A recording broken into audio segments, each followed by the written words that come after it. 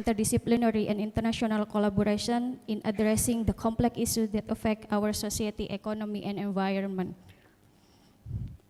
I also encourage all participants to actively engage in the discussion throughout this session. May this event inspire us and equip us with new knowledge and perspective to implement in our respective field. Furthermore, I believe event like this is not only about gaining knowledge, but also about building network. Use this opportunity to connect with fellow participants, exchange ideas, and explore opportunities for future collaborations. Our shared commitment to progress in science, technology, and societal well-being will undoubtedly lead to the positive impact. On this occasion, I would also like to take a moment to acknowledge the tireless effort of our organizing team.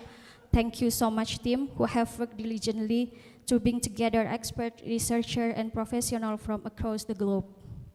Your dedication is the cornerstone of today's success. May today's discussion be inspiring and pave the way for new ideas and partnerships that will have a lasting impact. And the last, may this event process smoothly and bring valuable benefit to all of us. That's all from me. Thank you so much. Wassalamualaikum warahmatullahi wabarakatuh.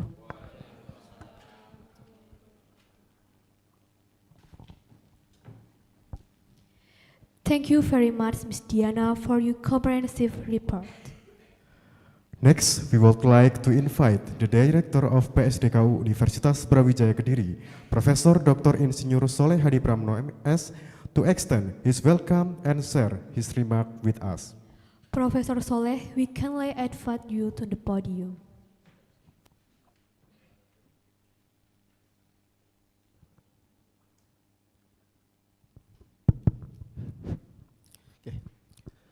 Bismillahirrahmanirrahim. Assalamualaikum warahmatullahi wabarakatuh. Good morning, everybody. Dear honored guests, respected Rector of Universitas Brawijaya, Prof. Widodo, distinguished keynote speakers, Dr. Daranrat Jaitiang from Chiang Mai University. Thank you very much. Prof. Muhammad Sakal from Cairo University. Thank you. Prof. Zili Siamin University. Prof. Arif Sabto Yono from IPP University. Thank you very much. Dr. Insinyur Irfan Hadi Junaidi MSc from Universitas Brawijaya. Esteemed colleagues, participants, and the dedicated organizing committee of the Second International Conference on Agrocomplex Sustainability, Halal and Ecotourism. On behalf of the Director of PSDKU Universitas Brawijaya Kediri, it is with great honors and sincere pleasure that I welcome you to this significant event. Theme: Integrated Approaches for Agrocomplex with Smart Technologies and Sustainable Innovation. First and foremost, let me express our deep respect to our esteemed Rector, Prof. Widodo, whose steadfast leadership at University Brawijaya continues to inspire excellence and innovation. Your presence today underscores the institution commitment to addressing global challenges and sustainability, food security, halal ecosystem, and ecotourism.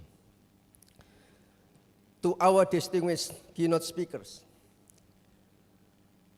thank you for sharing your expertise from Thailand, Egypt, Indonesia, China, and beyond.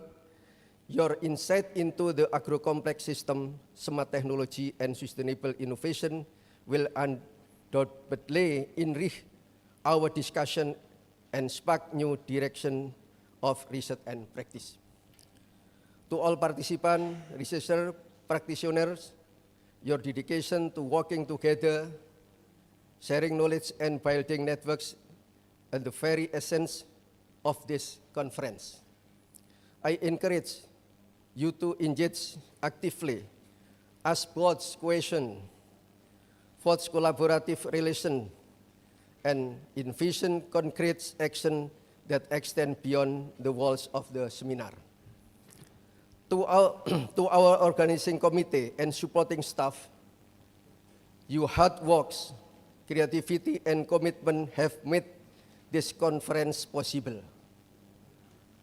Let us recognize your effort in bringing together this diverse international forum and creating a vibrant space for learning, interaction, and transformation. Let us move forward together with enthusiasm, openness, and shared commitment to sustainable futures. Thank you, and may we all enjoy a productive, inspiring, and memorable conference. Thank you very much for your attention. Wassalamualaikum warahmatullahi wabarakatuh.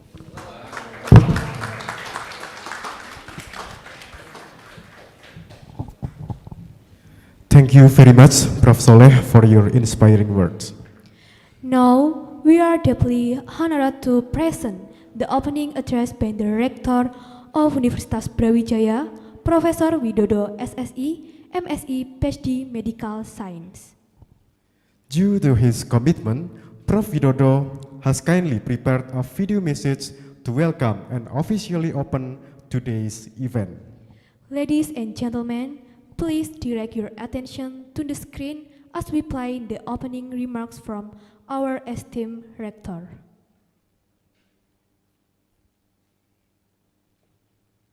Distinguished guests, esteemed speaker, ladies and gentlemen, Assalamualaikum warahmatullahi wabarakatuh. Good morning and warm greeting from Universitas Brawijaya. It is a great honor to welcome you all to the second International Conference on Agrocomplex Sustainability, Halal and Ecotourism 2025. So this conference, organized by Universitas Brawijaya Kediri, I also extend my deepest appreciation to our keynote invited speaker and to all of distinguished participants from Indonesia and abroad. Your presence demonstrated our collective commitment to a sustainable and innovative future. Allow me to express my heartfelt gratitude to the organizing committee and the entire UB Kediri academic staff.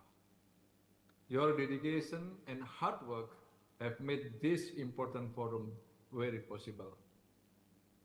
Thank you for your outstanding service to the knowledge, innovations, and society.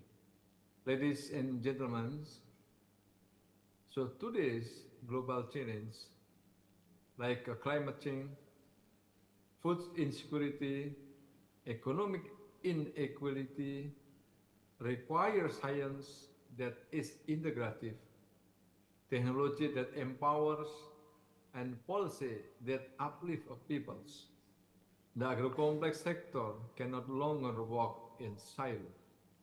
We must unite to the harness smart technology like AI, Internet of Things, blockchains for more productivity and traceability. And the second, we must drive sustainable innovation that strengthen the farmers, local community, and local industry. And the third, we should protect nature and honor local wisdom as essential asset for the futures. Innovations must not only create a growth, it must create dignity and shared prosperity. Universitas Brawijaya Kediri stands as a strategic engine for regional transformations, expanding access to the high-quality education, strengthening key industry in Kediri and East Java, and serving as a living laboratory where research directly benefits communities and markets. Through strong partnership with industry, government, Universitas Kediri continues to turn breakthrough into real impact. to secure our future generation, to secure our future in agro-complex sustainability, halal assurance, and ecotourism, we must keep collaboration across university, industry, government, and local communities. And we must accelerate digital and green transformation toward competitiveness and inclusivity. And also we should invest in the human capital. Human capital is really important. They should compete globally competent, and also they should have important knowledge rooted from the local values.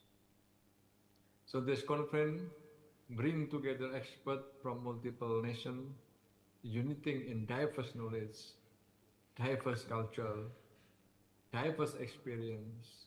So in here, collaboration is not only encouraged, but it is very essential.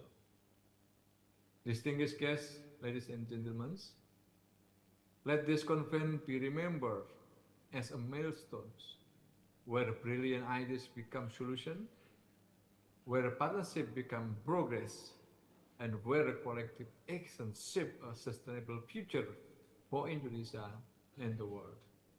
Thank you for your active participation and continued support for the sustainable agriculture in Indonesia and global. Thank you very much. Assalamualaikum warahmatullahi wabarakatuh. Thank you very much, Professor Widodo, for your inspiring opening address and for officially inaugurating today's event. Now, to seek blessing and guidance for the success of today's conference, we will proceed with a prayer recitation. We would like to invite Mr. Muhammad Yunus S.A. to lead us in this moment of prayer. Mr. Yunus, the floor is yours.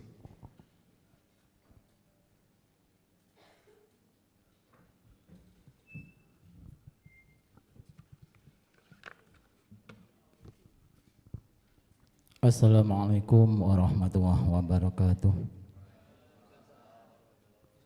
In this time, I will lead prayer dua in Islamic way. For non-Muslim, please kindly you can follow me praying in your own religion or your own beliefs. Bismillahirrahmanirrahim. In the name of Allah, the most merciful, the most kind. Alhamdulillahirabbil alamin. Hamdan syakirin, hamdan na'imin, hamdan yafi ni'amahu kafi mazidah. Ya Rabbana lakal hamdu kama yanbaghi li jalal wajhikal karim wa 'azim sultanik. Allahumma salli ala sayyidina Muhammad wa ala sayyidina Muhammad. Ya Allah, Ya Aziz, Ya Ghafar, I beg thee of all good things which pertains to this day and days hereafter, and seek thy protection from all evils which pertains to this day and days hereafter. Ya Allah, Ya Rahman, Ya Rahim, you are peace, and all peace is from you, and all peace return to you. Ya Allah, Master of power and glory. Injunction of International Conference ICASHE 2025 in PSDKU Brawijaya University, Kediri, Indonesia. Guide us among those whom you guide. Grant us health and pardon among those whom you grant health and pardon.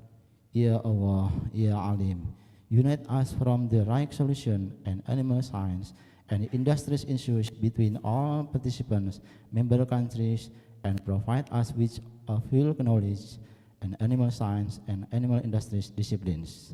Ya Allah, grant us benefits of animal science and industries and is an invaluable asset to our people. And in injunction of the event today, from opening until closing conference, Allahumma inni nas'aluka ilman nafi'an wa rizqan thayyiban wa amal mutakabbalan. Rabbi zidni ilma warzuqni fahma.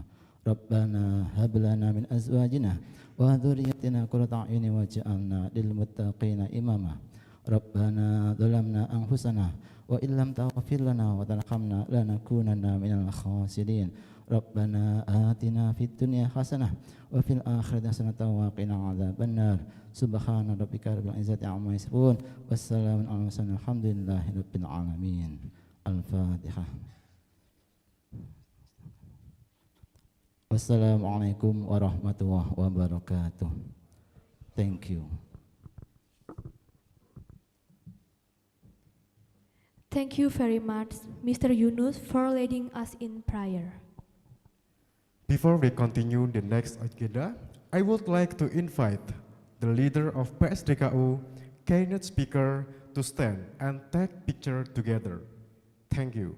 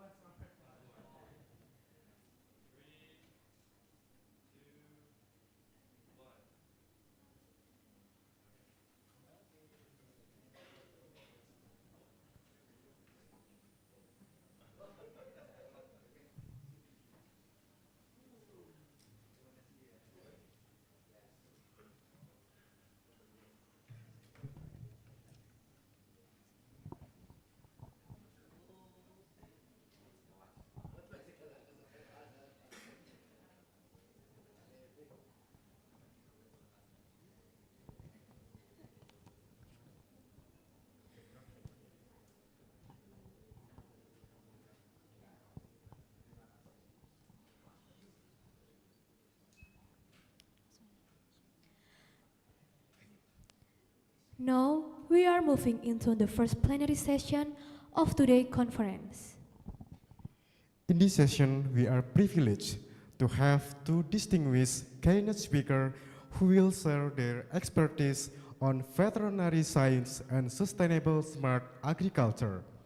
Before we begin, allow me to introduce our moderator for the session. Mrs. Frelita Ainus Zahro, SPMP MSc, is a lecturer in agroecotechnology at PSDKU Universitas Brawijaya Kediri. She earned her bachelor degree in agriculture from Universitas Brawijaya, Indonesia in 2015 and later completed her double degree master program at Universitas Brawijaya, Indonesia and National Pingtun University of Science and Technology Taiwan in 2018. Please join with us in welcoming Mr. Frelita to moderate our first plenary session. Ms. Relita, the floor is yours. Please give us a round of applause.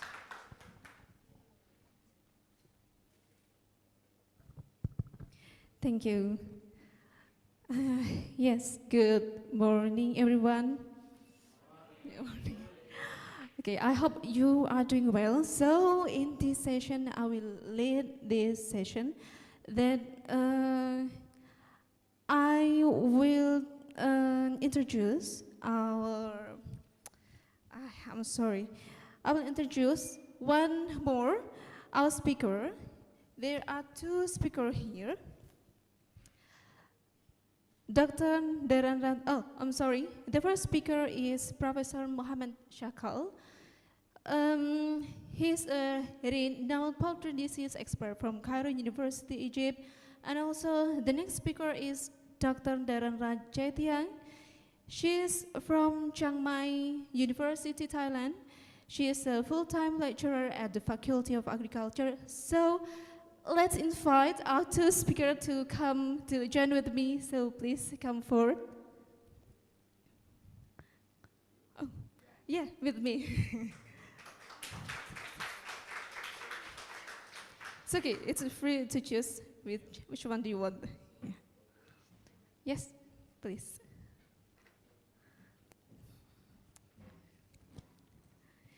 Okay, before we start, do you have sleep well last night? Yeah, sure. Yeah. Okay. Thank you.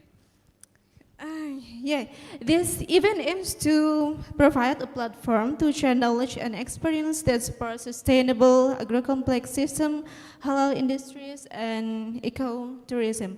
So after we know that our speaker has already said here, so maybe the community can prepare the material. It's okay? It's okay, okay. Right. So first we have Professor Mohammed Shakal to share with us about the materials. Maybe you can start the display. So Professor Shakal, are you ready to present? Oh, okay, thank you. So, yeah, it's okay. You can stand here or here. So please, participants who join us in here on site or online, you can prepare your question, your best question, because after this session, we have a discussion session. So you can deliver your question after this, and then the speaker will answer your question in the best way. Okay, so please, we invite Professor Mohammed Shakal to deliver the materials. Hello, everyone. Good morning. I'm happy to be with you, and I always encourage on my path for international cooperation. The world needs to work together. My background, mostly as a veterinarian on avian viral diseases, but sometimes at universities, we encourage multidisciplinary research. It's also important to work together. Thanks to you, Dr. Irfan, invitation also. So I picked up one of our, research works that suits the title of this conference. Otherwise, I would speak on avian viral diseases. So anyway, we had started this longer ago, not recently, to cooperate with Faculty of Computer Science to develop applications to follow up poultry farms remotely. Then we can follow up poultry farms all over the world, in Egypt, for example, or in Africa, from here or any part of the world. And this, I cannot control it. Can you go further because, or we leave it and I talk. It doesn't matter for me, but they need to see the slides. Can you go further? Okay. Kimeti, can you I you say next this slide? Okay. Yeah, okay, poultry industry is very important in economy and food safety. You can next. Next. So it doesn't work. Next. You told me I say next. So there's no button here. To develop this, we needed to point out our tasks.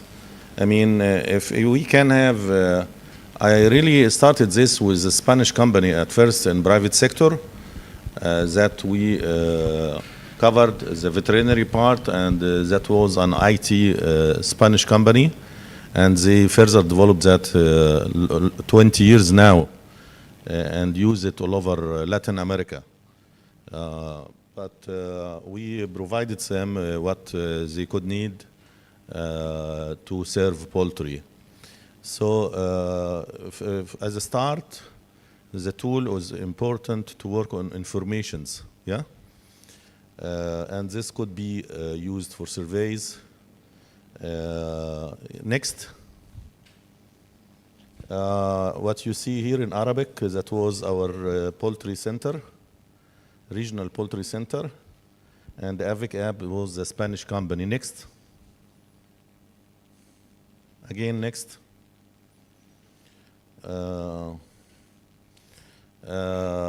These trials, as I mentioned to you, we shall see how it works. I mean, there are groups who started that before us, because ours was a little bit more developed. Can you go for the first one, control system for poultry farms? Next. There are, conventional control systems and computer-based systems. Next.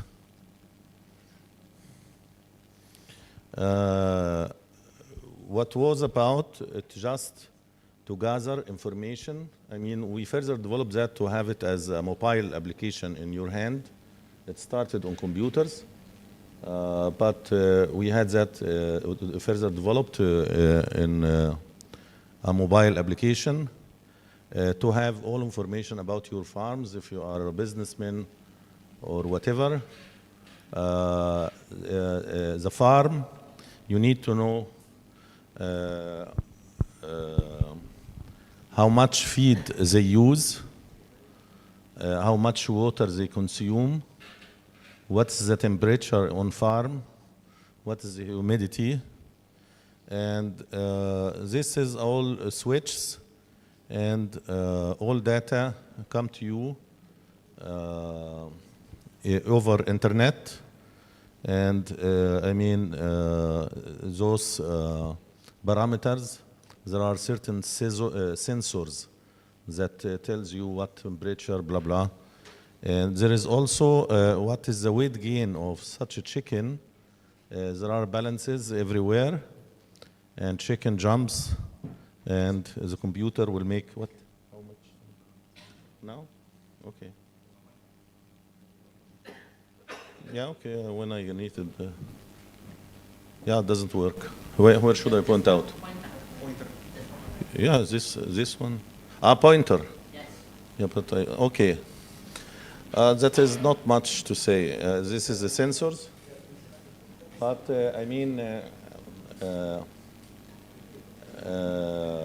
so we can have an average weight of the chicken, and by computer that will be analyzed what is the weight gain every day, and relate that to the consumption of feed, and have the feed conversion rate, etc.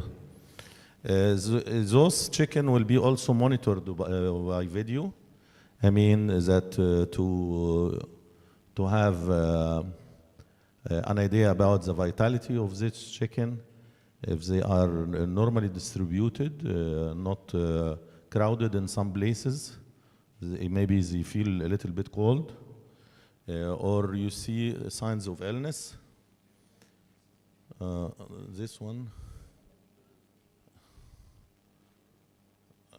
This one should go further or what? Next.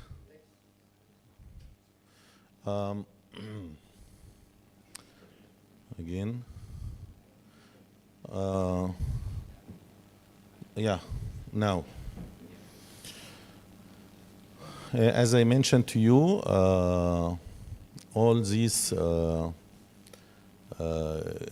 parts at the farm are connected to sensors that will bring us every data we need to your first to your computer.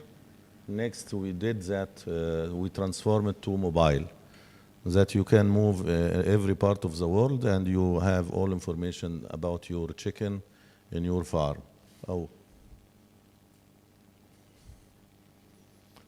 Can you do that? Because go next.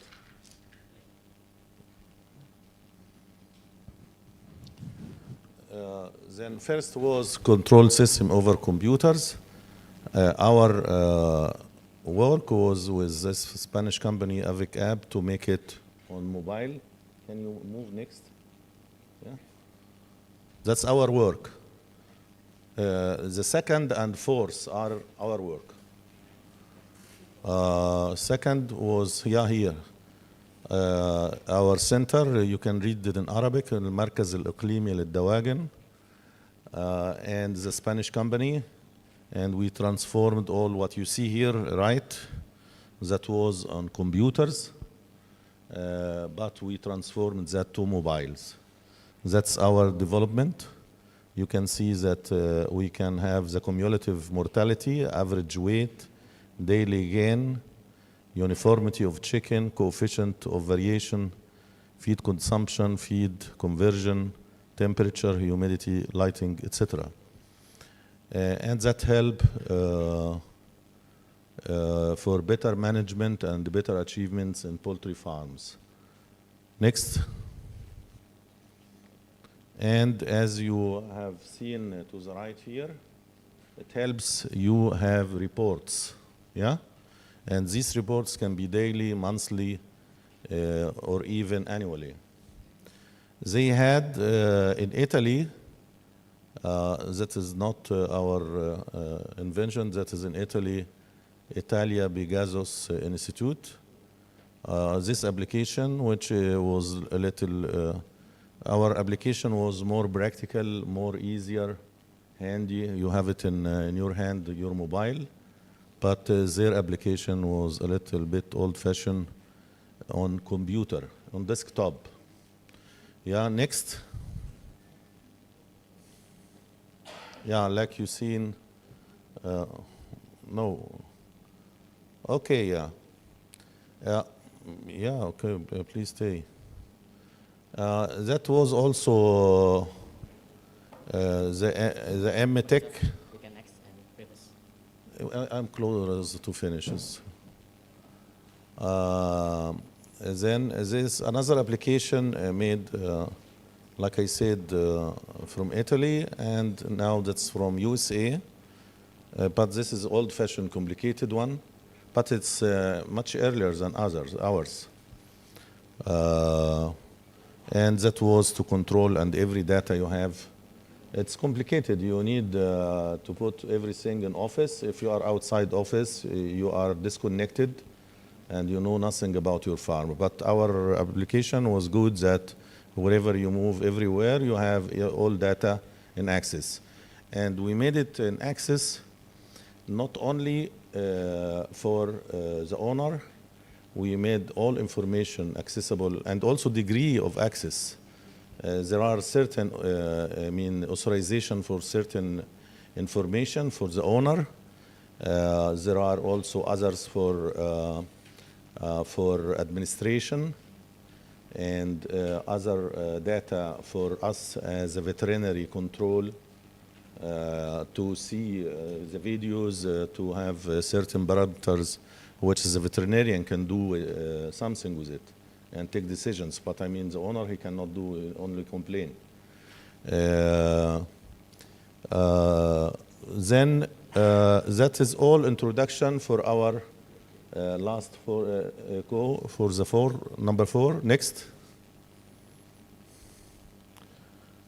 Yeah. What you have seen before, that is our Egyptian. That my first work was with a Spanish company. To turn it, it is only report, but the invention was not on computer, old-fashioned, but to mobile. But what we added here, I mean, we wanted to have our own, not just depending on other companies from Spain or whatever, to make it everything Egyptian. And this was for a grant from African Union, and we wanted to help them to provide training for poultry farmers all over Africa, and can give them technical support from Cairo all over the continent. That can be easier. So we had our computer science department to work with us. That they took over the IT work, further develop the same what we did before, but we added, because the first one with Spain, it provides only data. What is the temperature? What is the humidity? How many chicken died? Feed consumption, feed conversion, that's all reports. But we added that they called Internet of Things, that we can take even actions, not just look at the mobile and you have information, no, but you can change the temperature also. You got the temperature is high or low, but you can, with your mobile, give orders to the computers. It depends on the farm for sure, that you can make switch and change the temperature. If you see that the farm or the chicken is crowded and the temperature is low, you need to raise a little bit temperature. And if you see that the silos are almost empty and not enough food, you can take actions. Yeah. For this one, the Egyptian was computer science department that we could. Can you go next? Next one. So when you have what is the value of our last work, you can have the data anytime that was before. And everywhere that was on our second trials, that having the data not on computer but on mobile. That means everywhere. Multi-site farms controlling, then you can with your mobile control as many farms as you want. It's not only one farm. And we control the data, etc. And also should be safe. Next. Here, what's also, I mean, you are connected to every components in house, even if you have more for the air inlets, light, for poultry production, the length of the day affect the maturity of chicken, yeah? That if you give more light, then they will be early mature and lay eggs very fast, and that's not good. You should control it. And also the air ventilation should be good. So at the first applications, they give you data, but with our application, you can control that. You can control the fan, you can control the humidity, you can control the temperature, you can control almost everything. Yeah. Next. So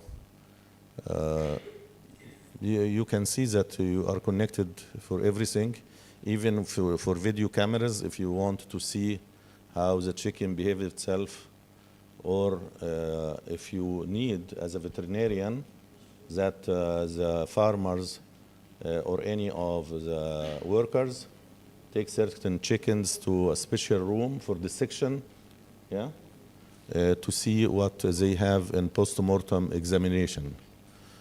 Yeah, and you can control everything, cooling, yeah, not just reports, but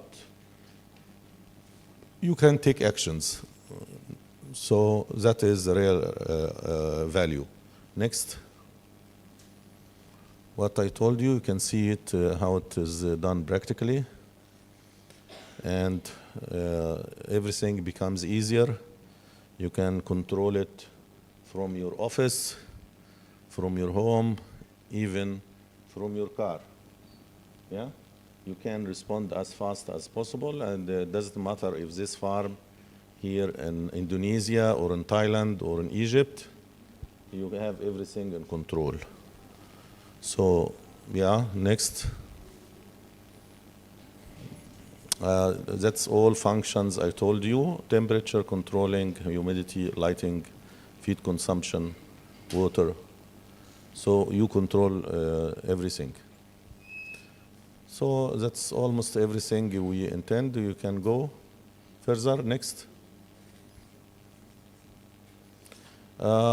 This is more for computer science.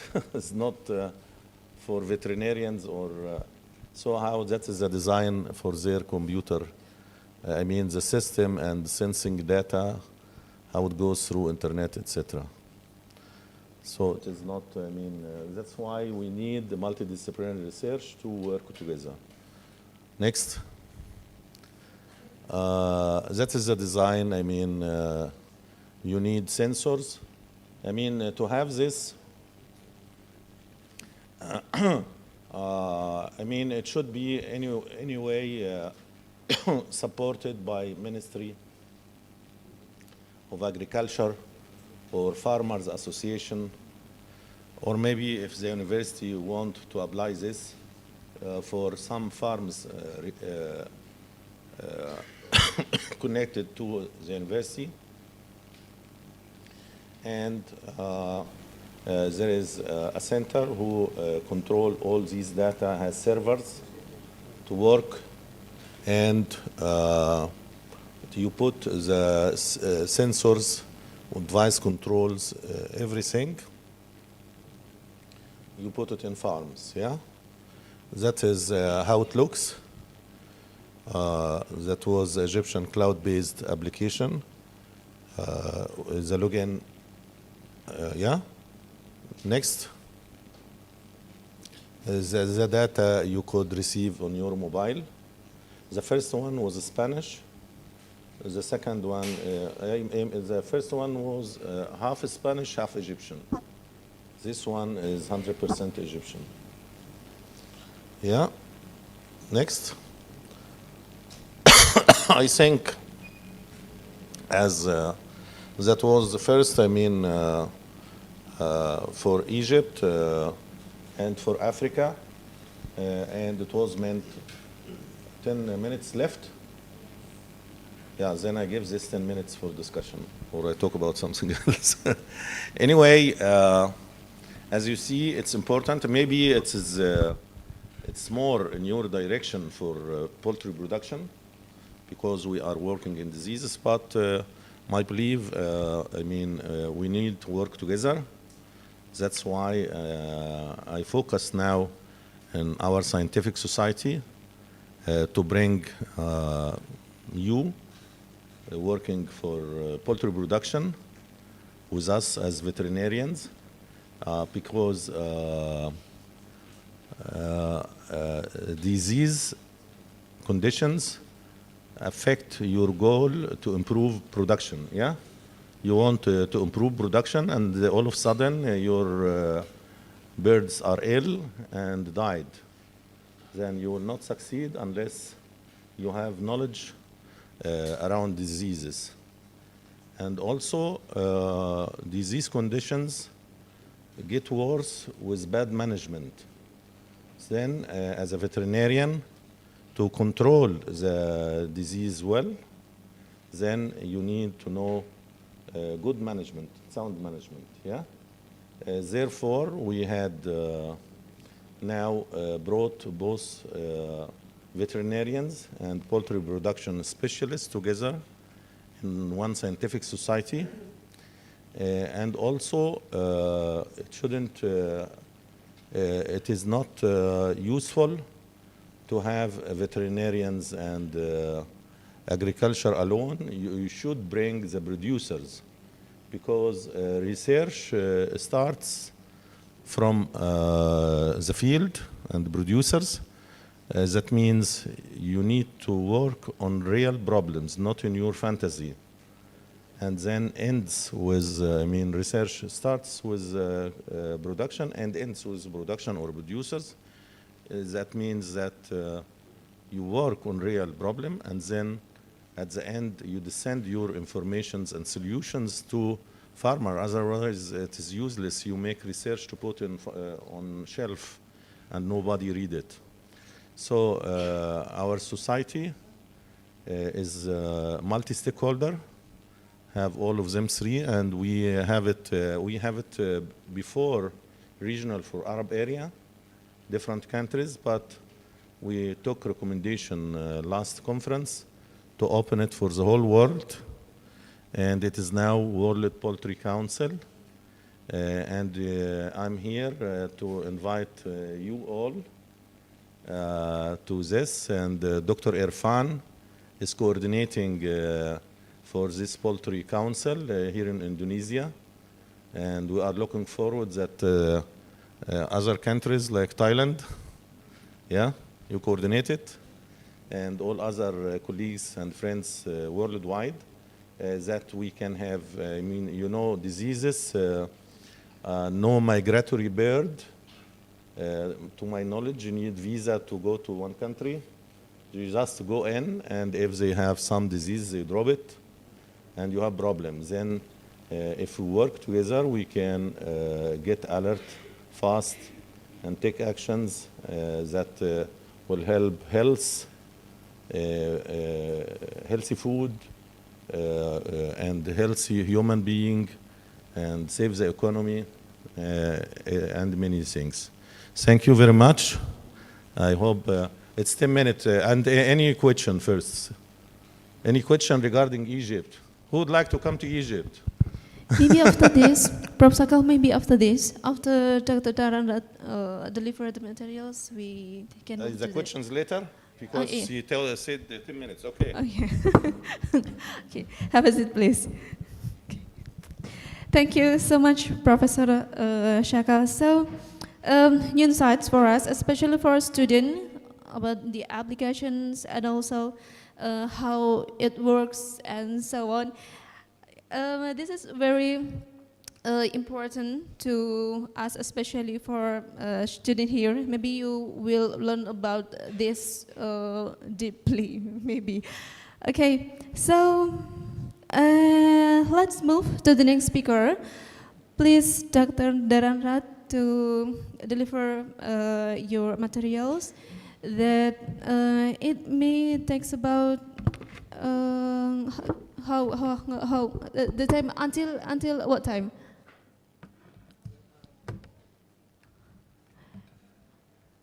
Okay, maybe the committee will remind you later. So please, Dr. Darana, time is yours. So good morning. Good morning. So I am allowed to say something. Assalamualaikum. Can I say like this? Okay, just to be, when you are in Rome, just do as the Rome do. Okay, so for my speaking today, it's about carbon emission. So do you think like in agriculture, do we have this carbon emission? We do have that one. it's about the new things that you might know about after my presentation. But I will give the case study about Thailand carbon emission. So we use the data panel for 15 years to analyze this one and give the desk review for some NGO or some project in Thailand. So I'm going to, next one please. So this is the 3 headline messages that I'm going to speak today. I would like to walk you through the way emission truly happen in Thailand Agrocomplex, from the field where rice mostly occupy for the main crop in Thailand, and then I expand to the sugar cultivation and also maize cultivation as well in the Thailand. And also for both of these, this is related to carbon footprint in the later. But my speaking today going to talk about how emissions, carbon emission related to agriculture, especially in the crop components. So, okay, we go next. Why I talk about this? Because just stay in this one first. Why we talk about this? Because carbon emission is very new to everyone. And then later in Indonesia, you have to have this kind of things to know that. Because you are also export many crop and also livestock to abroad, right? So that's why this thing happen in our value chain, agricultural value chain. So for this one from IPCC 2024, they mention like in Thailand, aside from the first one is energy sector, the second one is agriculture sector can release or emission around 17% out of the total. And then in the 17%, half of the 17% is from rice cultivation. Why rice cultivation emit the carbon dioxide? You just think in the overview in the picture. When you grow rice, you have to flood, right? You have the water inside the paddy field. So when the paddy field take too long, it's ferment, and then they continue that methane. So mostly rice cultivation reduce that methane, and then it leads to the carbon emissions, and then impact to the environmental issue as well. So we would think about this because in the future, when we export the goods, especially for agriculture goods to the airport, so they will ask us the criteria, those kind of regulation. Do your country have these kind of reduced carbon emission or not? If you have not proven, so they might give you more tax, or they may have some action between these. So they might force you to get into this kind of regulation. Okay, we move to next. So this is rice area in Thailand. So the rice area in Thailand, so the overview rice area in Thailand, especially accounting for 50% we grow rice in the northeast of Thailand, and then 20% in the north, and then 24% or roughly 25% in the central part of Thailand. So mostly we engage in rice cultivation rather than other crop, and we export that as well. And for this presentation, I just give you a brief introduction about crop components, not related to the informatic for the livestock yet, because if we combine, will be over than 1 hour. So, okay, we go geographic concentration for the rice cultivation for the emission. Major cultivation area, as I telling you, in the northeast, we do the seasonal rice. And also for the north, we have upland light and lowland lights. And also for the central plain, this one, it's very great. The carbon emission, we call integrated system, especially in nearby Bangkok, capital city. Next one, please. So this is the panel data that we do for the 15 years. So for the left side, you will see the cultivation area of the Thailand for 15 years. So for the, mostly you will see in the heavy green, they agglomerate in the central part of Thailand mostly. And then for this size, it's about emission. So we're doing EF. EF is mean like emission factor. and calculate from the cultivation area, just roughly to give you the idea how much rice can reduce. So mostly in the dark green here, we will relate to this dark green here. So mostly in the part of here, they reduce the emission around probably 6 million carbon dioxide equivalent. That is the equivalent, carbon dioxide equivalent is the unit of the emission. So we will use this term. So for estimate this one, I use from the Thailand greenhouse carbon to calculate this. Because in Thailand, we have like, for example, we have first scope and second scope and third scope for do this kind of carbon emission. For the first scope, we have that kind of average for the EF for this emission. And then if you would like to do more in specific field, because in irrigated area, in lowland area, and also in upland area, they emission different way because of the water, because of the geographical. So we use the average one to calculate this kind of picture for you for 15 years. And we also do the projection, but I didn't show here, but I just give you the briefly. In next 10 years, the carbon emission from the rice cultivation will go decline because of we have like some policy support that one. So like AWD, go next one please. This next one, please. Okay, this is the policy, GSE emission source. Normally, the rice cultivation in Thailand, they generate significant GHG mainly for 4 sources. First one is a field operation release carbon dioxide through the diesels used in machinery. And then second is from agriculture input, like fertilizer, they get the nitrate and carbon dioxide during the production and application. The first one is for flood paddy field. So this one we in Thailand have a lot of these flooded paddy field. So mostly they produce very large amount of methane. And then the fourth one is after harvest. After you harvest, the post-harvest practice, they come from the straw burning. So that burning can create more carbon dioxide emissions and also methane and also nitrous oxide as well. So in Thailand, next one please. In Thailand, we also have like mitigation practice. This is our national policy. The national policy, how to reduce those kind of emission in the right field.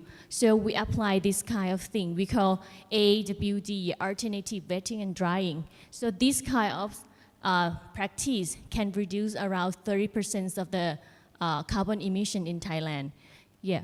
And then also, we also have laser land layering, straw incorporations, and biochar. You might heard about this biochar before if someone are in the agriculture field. So actually from the evidence from the many researcher, they would love to, I could say, they would love to introduce biochar, but biochar that's not that common. So they will go with the straw incorporation first. But that straw incorporation have the limit. If you do straw incorporations in the flood area, it will create more methane. So you have to do a good practice if you would like to apply straw incorporation. So let me break deep down a little bit about AWD. What the AWD? AWD is it's a rice water management method. Let the field dry first and set the level before re-flooding again and reduce the methane emission and saving water without reducing the use of the rice. And for the SNM here, you just control NPK for the fertilizer. For this one is about fertilizer rate, fertilizer type, and also timing for each field. And the crop needs to be boost efficiency and yield while reducing those kind of environmental impact. And the first one and the third one we call laser land layering, LLL. So this one is from Rice Department, joint hand with GIZ in the Rice Nama project in Thailand. Very huge cultivation area in Thailand. So they say like if they do like this kind of LLL, they can also reduce probably around above 35% of the carbon emission. How about this LLL work? LLL work, it means like they use the laser to guide equipment to the level the field eventually, and also ensuring the uniform of the water distribution in the area. And this one can saving the water and also can improving the crops grow and use as well. And the last one that I mentioned about the straw incorporation and also biosha. The straw incorporation is involving in returning the rice straw into the soil additive. It means like it makes the soil more moisture and then regenerative again. And for the biosha, it's like a soil additive for the soil, give more nutrient. So this one, they already say that they can give carbon emission in the field, especially for the rice cultivation. Because I give the rice cultivation as an example because Thailand grow rice mostly. But another crop I'm going to talk is about sugar cane.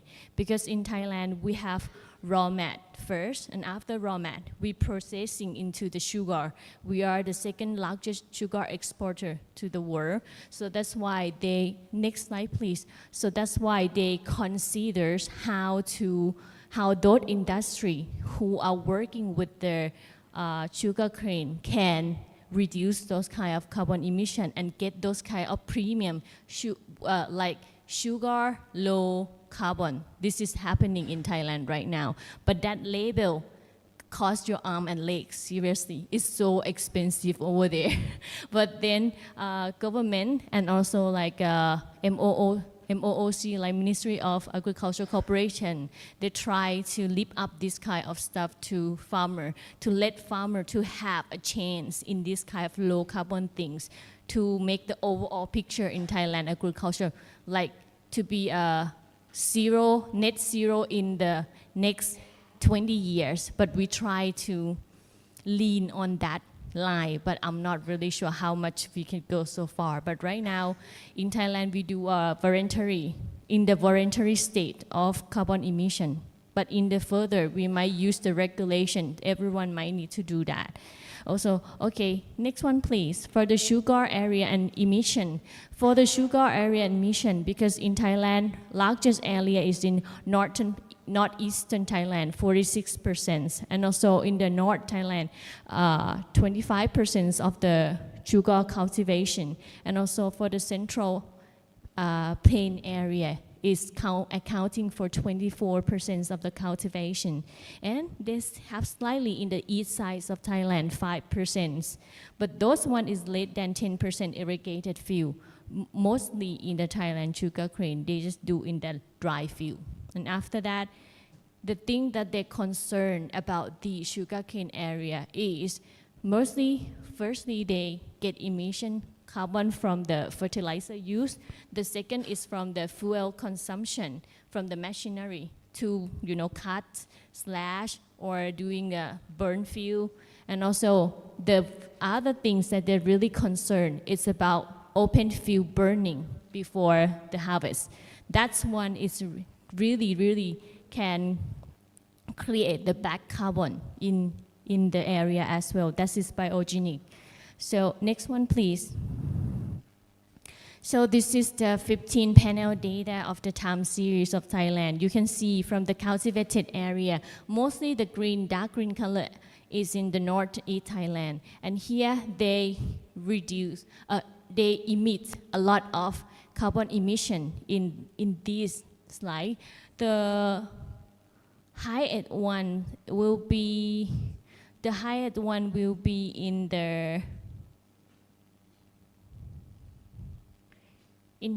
around here. They reduce a lot of carbon emission. For this one, if someone know about EF emission factor, we use 0.05 to calculate this kind of emission factor as well. This one is specific in Thailand, right? But if Indonesia would like to do this, you have to calculate and use your own use your own context to create this kind of EF later. So this is just national one. Right now we are go to the tier 2. Tier 1 is national one, right? They create this kind of EF. Then we will move to the tier 2. Tier 2 is mean, right? We will create the EF by specific area later. Next one, please. So this one is like the source of GHG emissions in the sugar cane. Firstly is the fuel operations. When you do a fuel operation, that diesel you use for soil preparation, that's irrigation, something in some area, and also harvesting. Harvesting has also reduced the carbon dioxide and methanes as well. And also for the second one is agriculture input, like nitrogen fertilizer. This one is mostly occupied for the share of GHG emissions in the sugar cane. And also for the last one, this one is very important as well because it creates PM 2.5 particular in the Thailand during the dry seasons. So it means like we have this kind of open burning of the sugar fuel after that, because like when you want to get more yield, so you cannot just do in organic way for the industry one. So they're just burning all after they harvest. So this is cause another GHG emission as well. Next one, please. So for the mitigation practice in Thailand, they also has like, they also propose don't burn before harvesting. Don't burn before harvesting. This is the propose. But if evaluate for the Thai farmer, you know, the farmer, they like to do things more quickly. So we try in the pilot area, but in some areas still undergoing, but in some area not acceptable or not adoption this kind of practice, because they want to get more quick money after they growing, cutting, and then selling, and then this is circulate. And also 80% of the harvesting sugar cane use the man-made. So mostly man will be doing it rather than the machine. And also that one need to be burned for reduce the cost, capital cost, and more convenience. And also these burning fuel can cost you about 552 carbon emission equivalent per year per hectare. That's very huge. It means like from the fuel area, it will be emission for the carbon dioxide 19%. That is very huge one. So the guideline for mitigation practice is supposed to be green harvesting. So we will use machinery but no burn. So this one is already put in the national policy. And also they also like they promote how to do a post-harvest in the green way. For example, they might use some residual from the sugar cane to do a biodiesel or to do some generate electricity later. And also like they already researched that one sugar cane trunks can generate electricity around 300 kilowatt. So this is a thing that they consider to do in the future for the mitigation practice in the sugar cane. And okay. and also for the industry as well, after they got the raw material, we're supposed to do in the scope. Like I told you, we have scope 1 in the plantation, right? Scope 2 in the industrial, and then scope 3 to the whole process. So they have to do this one as well to get the premium raw carbon sugar and then export to EU, because EU concerned about this. Okay, next one, please. Next one, please. Okay, so this one is about maize cultivation in Thailand. This one is related to livestock, and I use this one as an example because maize in Thailand cause PM during dry season in Chiang Mai. Where I from is from Chiang Mai University. We face this kind of pollution during the dry season for 6 months. That's very huge. Start from the February until probably June or July. So we have to stick in their house, and then we used to use that kind of machine to regenerate the clean air for us because of the burnings of this kind of maize cultivation in the upland area, and also for the neighbor as well, like Myanmar and also like Laos. They do this kind. Why they have this kind? right now Thailand try to get alternative crop during to replace this maize cultivation, but the thing is hard because of this maize cultivation get very quick money. That is the thing. So when they try to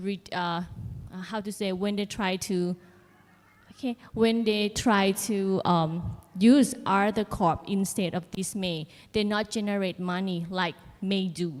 So that's why happened. So we have to do mitigation, reduce the carbon dioxide in the maize area as well. As you see here, 67% they're growing maize in the northern part. So they invade in those kind of forest area as well. They do deforestation by the maize cultivation. But that thing is already happened and right now still be there. So we try to cope with that, how they can not burning the field after the harvest.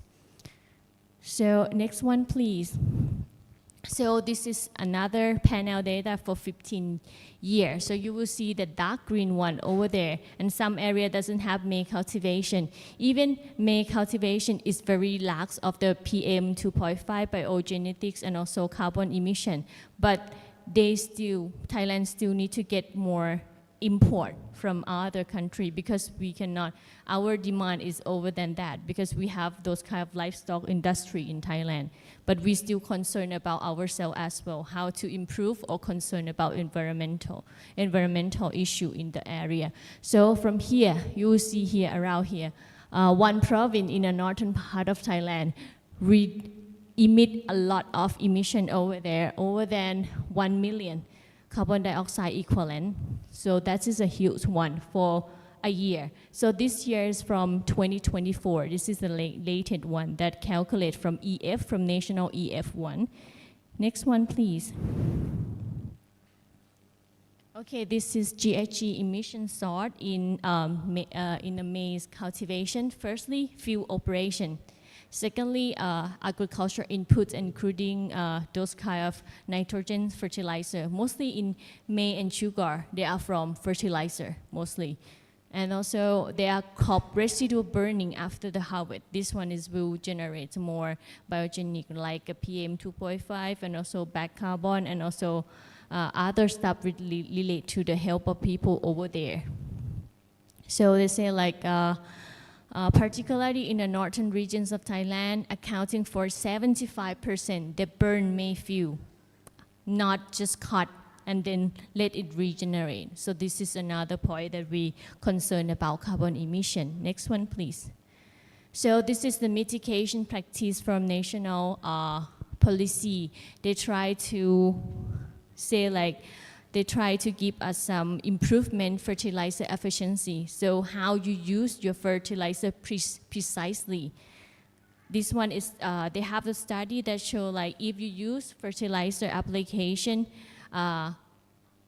in very precisely or inefficiently, it can reduce those kind of particulate PM as well, and also carbon emission as well. And also they have another one is replace chemical fertilizer with manure, so from the livestock. And also they have another study about if you do the maize residue management well, so they will also on farm disposal, they will also reduce those kind of 38.5 kilo per hectare for that carbon emission in the field. So this thing is happening in Thailand right now. And also, next one, please. This is all the conclusion for this presentation. So for this presentation, I would like to give you, this is the major GHG emission hotspot across the crop value chains in Thailand. As you know, first one is the rice. Rice, for the input one, also create the carbon emission as well. Like fertilizer production, they use that kind of N too much, right? And then seeds production, energy for irrigation, pumping, pesticide, herbicide. Pesticide and herbicide manufacture is the input one, but not related to the plantation in the second state in the production. For the production state, mostly rice will emit methanes from the flooding field, very high. And also they got a N2O from the fertilizer application. And also in some area, they do a straw and stubble burning in some region, especially in the northern part of Thailand, because we're doing an upland cultivation. And also for the processing, they have like mullet energy, wash water, that's kind also create another loop or another scope of GHG emission. And the transport, it's the main part, because mostly for the rice in some area, upland area and lowland area, they use the transport, use that diesel one. That is another hotspot that create the GHG emission. For the sugar cane, mostly from fertilizer. And they also has SLCP, like those kind of short-life climate pollutants, like PM 2.5 that I mentioned. And also they have also fuel operation, like those kind of using fuel, and also those kind of machinery, heavy machinery in the field for pre-harvest residue burning. And for the processing, they also have the crushing and sugar extraction energy, wastewater from methane, and also baggage, cogeneration, and molasses biogas, this one. And the last one for the transportation, they also have fuel for cane, transportation and sugar product logistic involving in. But for the last one, for the maize, for livestock, mostly their input are from fertilizer and seeds production, pesticide manufacture. And the production, they counting those kind of emission from residual burnings, and also some open fuel residue burning from LUC related in the northern upland mostly. And for the processing, this processing will move to the industrial parts. For the industrial part, mostly they have the milling energy, grain dust, fuel combustion, and fossils energy for grain drying and milling. Those kind of LPG, diesels, electricity, that can core. And the last one for transportation, they transport those maize from the upland area to the down, to the ground. So they're supposed to use very huge truck. And then those trucks need to be driven by the oil, the gasoline. So that is the main transportation. So this is, I just give you a briefly new knowledge about that agriculture can cause carbon emissions in Indonesia as well, in Thailand as well. And maybe later you might have that kind of national policy to cope this kind of thing. Next one, please. So before thank you, I also have some reference about how I use my EF for this kind of 15 years panel data. Next one, please. So this is the greenhouse gas emission EF for Thailand mostly. For first one, actually first one for rice conventional, maize is also conventional plantation, and also sugarcane, all is in conventional practice. But the thing is, like, we use EF from this kind of Arun Rat research, because he was work in this field many years, and then he already generate this kind of very average one, but not different geographical. But for the maize and for sugarcane, this one is already announcement for official one in the TGO, Thailand Greenhouse Gas Organization. So we can use 0.2441 and then 0.245 to calculate the roughly emission in the sugarcane and also in the maize. But for rice, we're still doing for specific geographical right now. So we just use the roughly one. So this today I just share about Thailand carbon emissions, and hope you have some new ideas in your area as well. Thank you so much. Thank you so much, Dr. Jetiang. So please have a seat. Please have a seat, okay.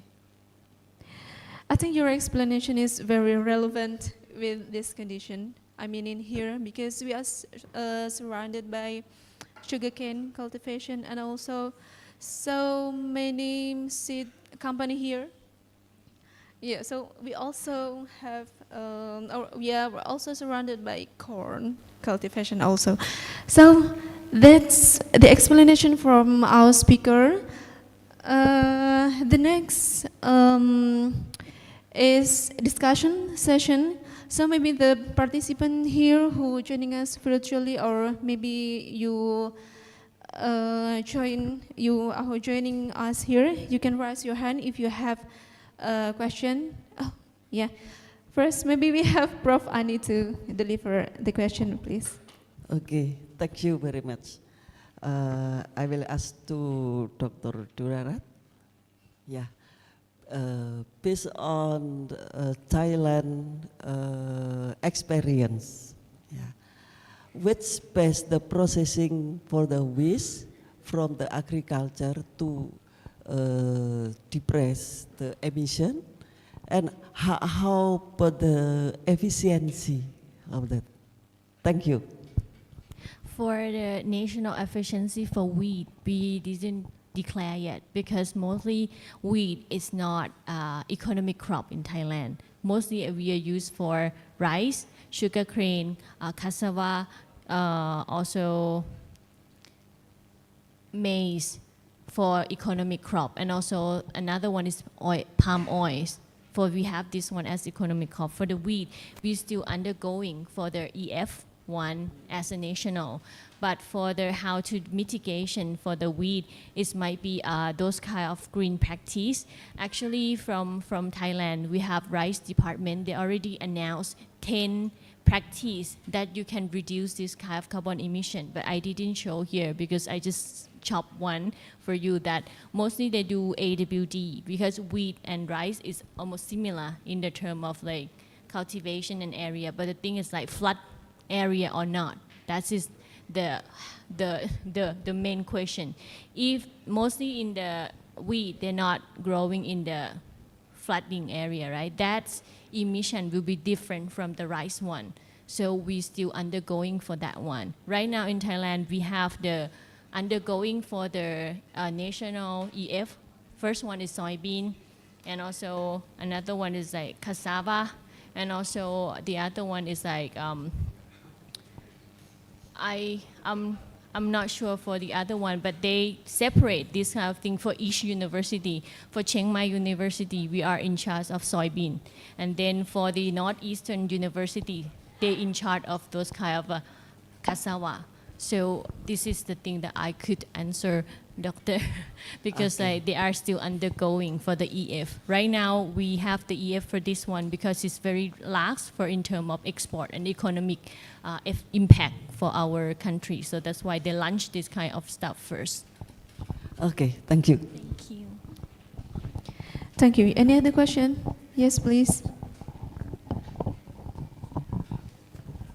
Take a bunch of thanks for the golden opportunity for me. Let me introduce myself. My name is Hadiana from Aquaculture. And my first question is proposed to Prof. Shakal. Yes, Prof, you said before it's about the application in a smart poultry ecosystem. And then what is the biggest problem, or what is the biggest maybe something in Cairo or in Mesir, about this application, and then how if we applicated that application in Indonesia, especially we are in Agrocomplex like that. My first question, and then the second question to Dr. Dararat, and then Doctor is such insightful. Your presentation is about the rice field versus gas emission. Okay, let's say and talk about in Agrocomplex. Okay. In Indonesia, Agrocomplex not only agriculture, but also fisheries and livestock as well. Okay, in Indonesia, we have a large agriculture farm and agricultural area, and how we solution about that if the agricultural area increase gas emission, and then what the impact if we applicate it to the livestock and also about fisheries like that. Thank you. Maybe Prof. Shakal first. So your question, how to apply it in Indonesia? Yeah, simply. It's easy. It's not a matter of technology. but it is a matter of policies. You have to take decisions here, and either to make it obligatory, because it could be given to business private sector, but it should be financially equivalent to the work to be done. What? Please continue. Anyway. When you do it as a business company, you need a number, a good number that financially can be sustainable. So, or from the country or Ministry of Agriculture, impose it on all farms, and this can be done.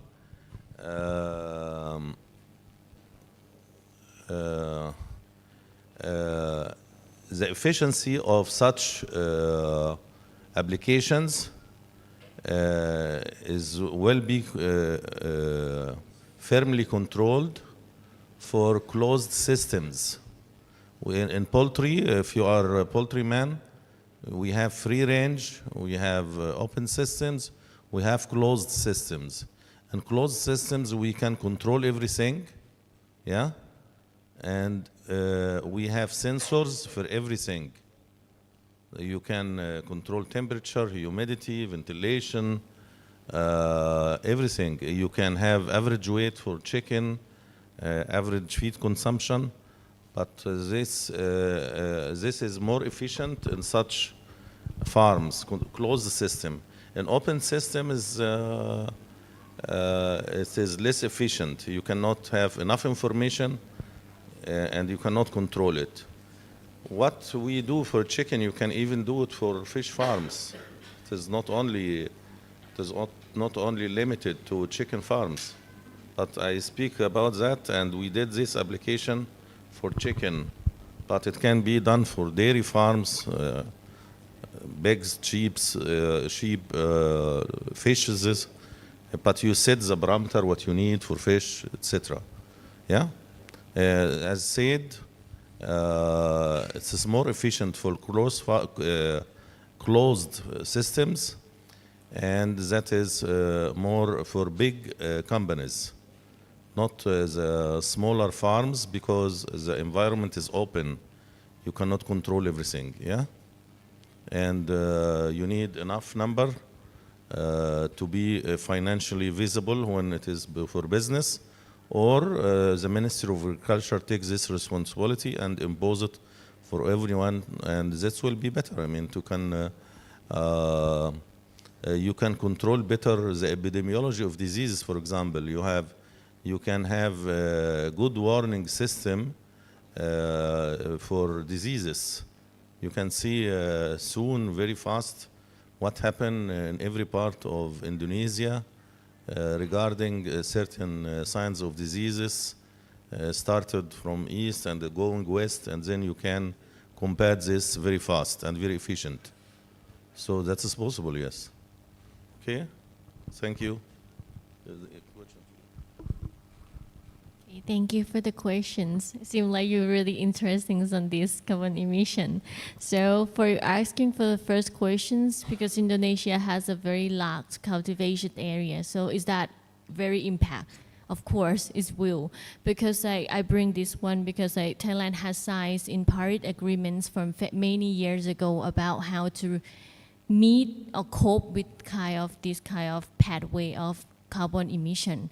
So if the thing is right now it's similar, some of you might know about carbon emission, but some farmer might not know about that. The thing is we have to start from how farmer engage about this kind of thing, because from my departments, mostly I work with the farmer community, so we have to engage farmers about how they know about, okay, you're growing rice, you get the money, but you have impact as well in terms of your health and in terms of the national economy as well. So this thing will happen, maybe answer for your first question, right? But the thing is you might wondering how you're going to encourage those farmers to understand this. That is, I think you might have the one called extensionists. Do you have that one, agriculture extensionists?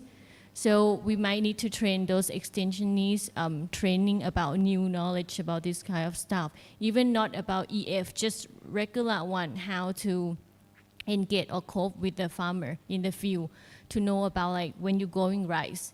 The thing is like, when the flooding, they have a ferment and then they create the methane. These methane might be not affect them just individual, but when you grow a lot of large area, one area, second area, third area, fourth area will agglomerate. Then they create more carbon dioxide. This is the thing that farmers are supposed to know first. In the policy, they might know already, and they might launch new policy afterward, time to time. But the thing is like, how farmers know about that? That is the good questions. And in Thailand right now, we still try to engage with the farmer more to know about that. That's why we have like GIZ. You might know about GIZ. It's German NGO company that they try to raise the funding, how to live up the livelihood, especially in Southeast Asia. So they join hand with Thai government, and then they use the very large area for over than 500 hectares of the rice cultivation to do this kind of practice to reduce the to reduce the GHG. So I think in the future, Indonesia might have this kind of project as well, because when they extend from the Southeast Asia one country, they're going to use the same model but different geographical in another country as well. So this thing might be happen. Yeah. Okay. And then for the second question is about the aquaculture and livestock, right?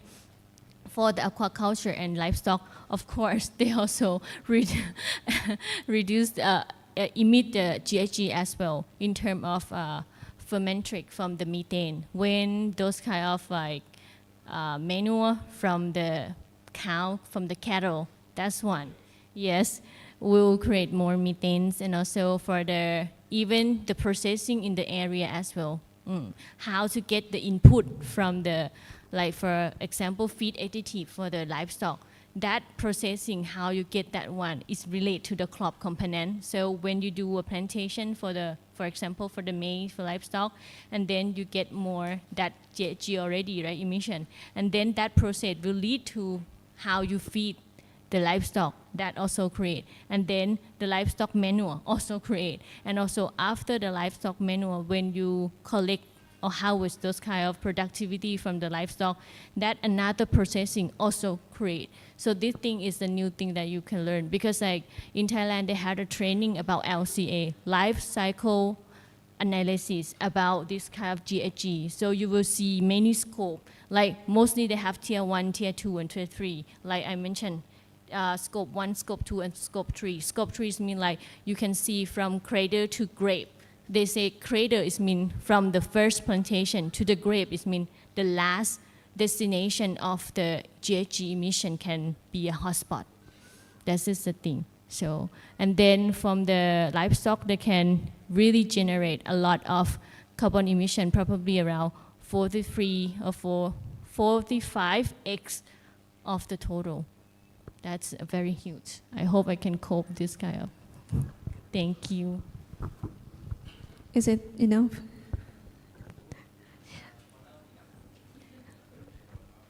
Enough? Sorry? Oh, okay. For now, enough, okay. Yes, I think one more question from this side. Okay, student first. Sorry, Prof. Arif.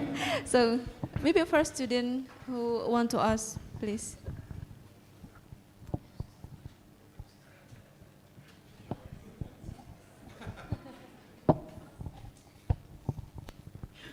First of all, let me introduce myself. My name is Jeremy. I'm agricultural student. I have two questions for Professor Danrarat. My first question is, if one of the major causes of carbon emission in agricultural fields is the machinery that the farmer use in order to harvest the crops, what do you think of the usage of electricity-powered machinery rather than diesel? I think it will obviously cause arm and legs because it's very expensive, but I think it's one of the alternative ways that the farmer could use in order to prevent high carbon emission, or maybe do you have any other alternative ways in order to finish this, to have the solution? And my second question is, what roles can agricultural students play in order to promote low carbon emission and I'm sorry, let me see my question first. And sustainable farming practices. Thank you. Okay, let me answer, right? Let me answer the first questions. You say like, can you use the electronic generated instead of those kind of diesel power, right?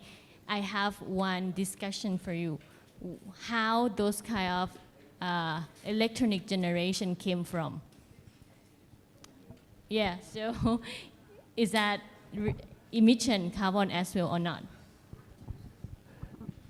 Do you mean the electric power? Yes.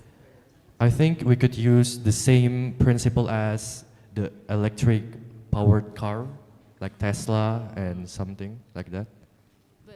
But those kind of bacterium or something is a waste for this kind of circular. So that's why they try to use the green practice. Even the green practice is very slow in terms of results, but they try to get this kind of thing involved with the farmer. And also the electronic, the electricity in some area might cannot reach, especially in upland area or in the very high mountain, because in Thailand, as I mentioned, right, they grow rice in the plain area, raw area, and upland area. That upland area cannot use electricity for sure. But the thing is like they do have like, they design the machinery to can climbing in the highland area. That's a new thing that they do. So this is might give you a little answer, right? Why I'm asking you back, because each electronic city, as I mentioned, aside from agriculture, first one that very generate carbon emission is energy sector. Second one is agriculture sector. So that the first one, energy, is includes in transportation, electronic city, and other things that related to that. So if we use that, it might be more reduced. Yeah, so that's why I think national in Thailand and nationals in Indonesia try to get the practice, the good practice for each country to make it more results. Maybe in Indonesia, you might have the different contact between Thailand, right? In Thailand, we use more water. So we have water scarcity in the flood area of paddy field. So in Indonesia, you might use less, but that is might reduce emission. But the thing is that you might use more fertilizer. That is will create as well. So it depends on the context of each country as well. So for the second questions, as the agricultural students, how you going to promote this? Because I saw from many Indonesian students, I have engaged with for over a month and actually over a year, because I also engaged with your lecturer here. So you always use those kind of video motion, right? To when you go to the fields, how you go that. How about you try to change into the trends of this digital world, because they love to play TikTok and IG, right? Instagram. So post that one to the IG. You can reach more engagement from those kind of like new people in norm concept. But for the audit one, how the audit one going to do that? Because you always go to the field, right? So you can give them like just a picture, to give them to know like this kind of picture, how it's come from, and then let them discuss in the field. So they might have an idea about that. They might not say like, oh, I don't get it, but they might have an idea. What does that mean? It's just starter. But when they know that, you can cope more, and then research, university might get in the area, in the further. Just give them to know first. because like in Thailand we do this as well, just give them to know. We have a training for farmers. We have different farmer sector like young smart farmer, and also the old generative of the farmer. So we have this kind of farmer, we different training. So they say time is over. Thank you so much for your question. Thank you for the answer. I think that was the last question. So I'm sorry for the other audience who want to ask. Maybe later you can ask to the speakers by yourself. Okay. Yeah, because the time is over, I think so. Any photo session for three of us? Photo session for three of us? Can you help us?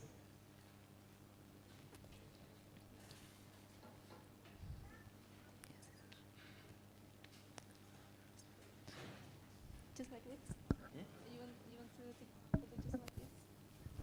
Or What stand? We have a picture together or what? you want to stand?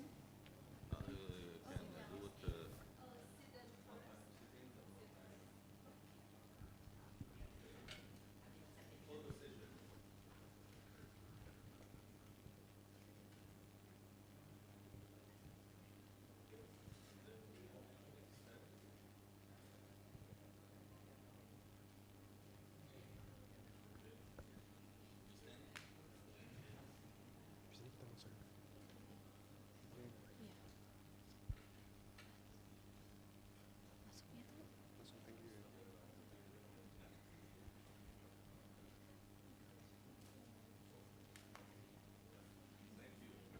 Thank you so much for the speaker, for the insights. So, as I said, before that, please, I invite Professor Soleh to come to join me. Please, Professor Soleh, to come to join me for the certificate. Yeah, so first, Professor Soleh will give the certificate to Prof. Shakal.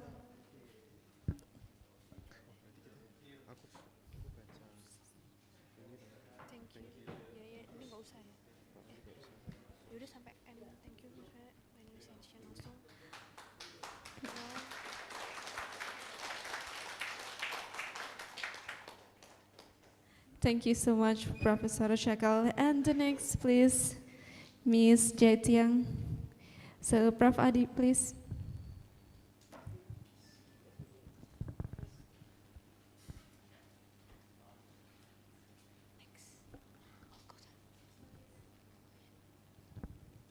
Thank you. Yeah.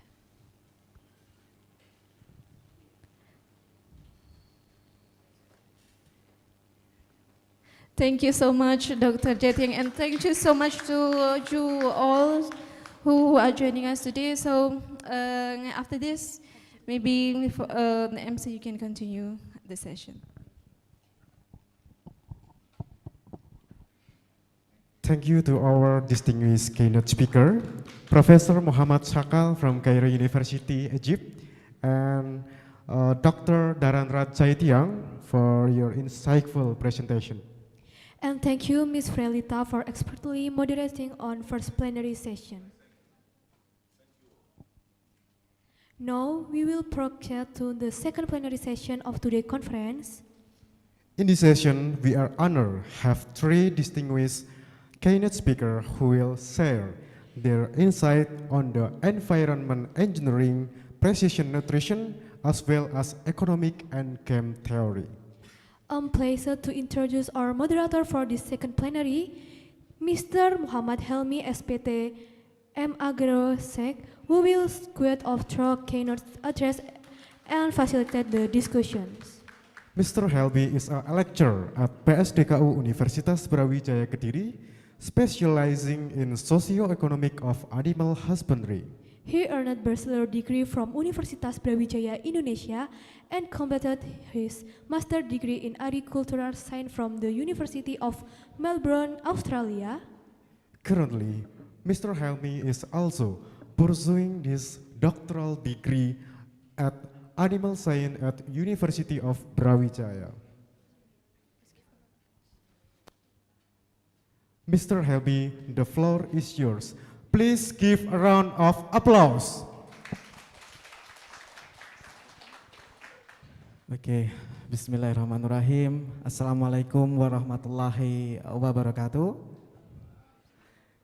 Good morning, Excellencies, Profesor Dr. Insinyur Soleh Hadi Pramono MS, as our Director of PSDK Universitas Brawijaya Kediri, Profesor Dr. Insinyur Ani Martina Haryati, MSc, as a Vice Director for Academic Affairs and Collaboration, Excellency Dr. Fadli Mulyadi, SPMP, as our Vice Director for General Administration and Finance, and Dr. Irfan Haji Junaidi, MSc, IPM, ASEAN Engineering of our Vice Director for Student Affairs, distinguished guests, respected speaker, and dear participants.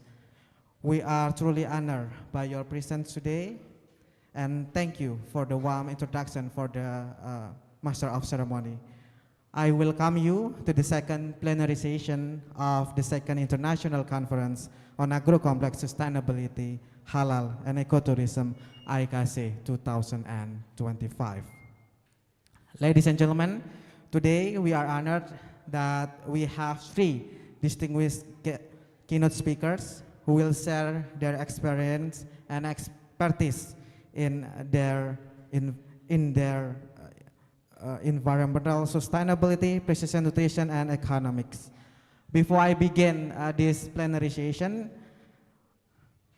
let me give some brief to introduce our keynote lineup. We will hear from Professor Arif Sabdo Yuwono from IPB University Indonesia, and then followed by Dr. Irfan Haji Junaidi from Universitas Brawijaya Indonesia, and finally we will have Professor Jili from Xiamen University, China, for the last speaker. So without any further ado, let's begin our plenary session. Our first keynote speaker is Professor Arif Sabdo Yuwono from IPB University Indonesia. Would you mind to give the curriculum vitae? Yes. Professor Arif earned his bachelor degree in agricultural engineering from IPB and his master in environmental engineering from Ghent University in Belgium, and his doctorate in bioenvironmental engineering from the University of Bonn, Germany. He has specialization in environmental odor and air quality management, waste management, and environmental noise control. So I would like to invite Professor Arif to the stage to share his presentations. But I also invite Dr. Irfan to the stage to accompany us before Mr. Irfan present his presentations. Okay.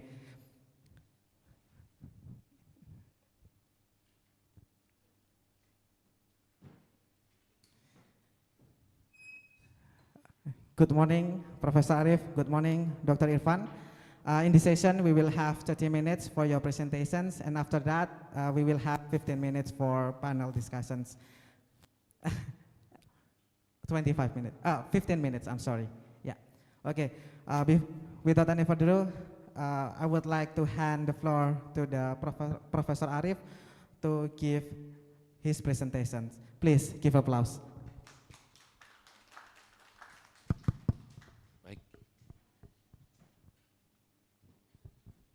Bismillahirrahmanirrahim. Assalamualaikum warahmatullahi wabarakatuh. Sorry for the cough because I don't have any full voice for today. Is there any pointer so I could point more precisely? Well, thank you very much for the occasions, Pak Profesor Soleh, the occasion to come to here. Terima kasih, Mas. I'm from Department of Civil and Environmental Engineering. IPB University, and at the same time now I'm managing SWAM, School of Waste Management. You can open the website of our school, SWAM official org today. Next please. Next please.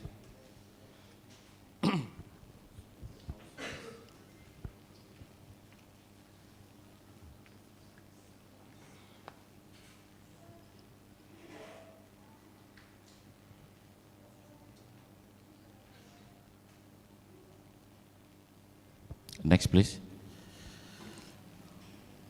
Okay, I would like to show you some interesting examples of the Agrocomplex. What we have done since 5 years ago. So until now is still going on. So I would like to focus on the selected problems, solve for research, what we have done during the last 5 years. Next, please.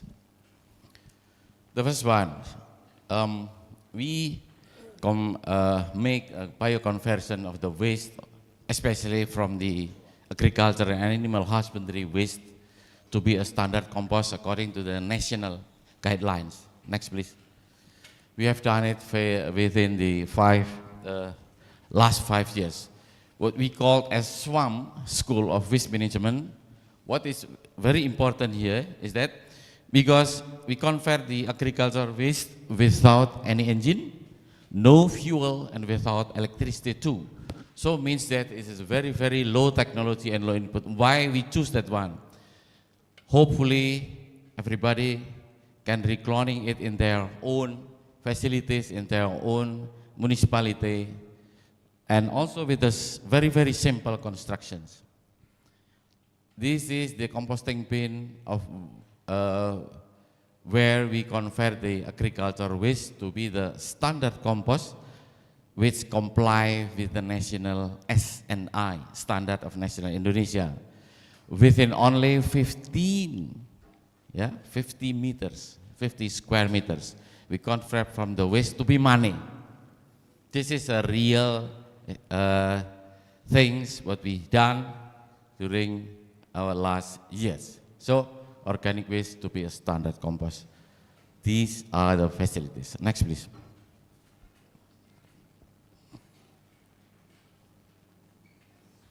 So we measure too how much is the flies population index.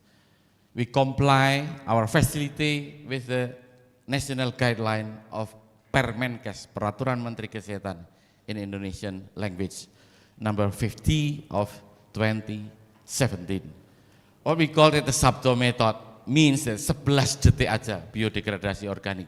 So it's not necessary to use any complicated things to convert the organic waste to be a standard compost. Just put it, open the lid, just put it the waste, and then again, of course, you have to close it the lid. And you need only 10 until 11 seconds to make the standard compost. So we call it Sabto method. You can focus your camera here and you can find the web of the SWAM. Next, please. This is the household scale. We have done it already during the last 23 years. Since 2003. If you do in your household like this one, it's very, very simple construction, 60 centimeters times 60 centimeters, you will find that the odor intensity is almost zero. Means that no odor, no full odor, yeah? And also the low maintenance, because we don't use any machinery, we don't use any electricity, and it won't do anything. It is a standard, it is a simple construction where resistant for rat and cat, so that no odor emitted from that facility. This is the original photo from our house. Next, please. Now, we have also a collaboration between some and American company operating in Indonesia. We applicate the recycled superabsorbent polymer as a hydroponic growing media of ornamental plants. Next, please. So we did our preliminary experiments. How do we choose the growing media? What are the plant species? We select it, and then we observe the interactions between plant and media. We tested the growing with the measurement of the related parameters inside of the greenhouse. And we do the experiment. How do we measure the growing rate of those ornamental plants? What are the pH of the nutrient? how is the concentration of the nutrients. We do it in our greenhouse close to my house. Next, please. Those are the more detailed explanation on the technical aspects involved in these experiments.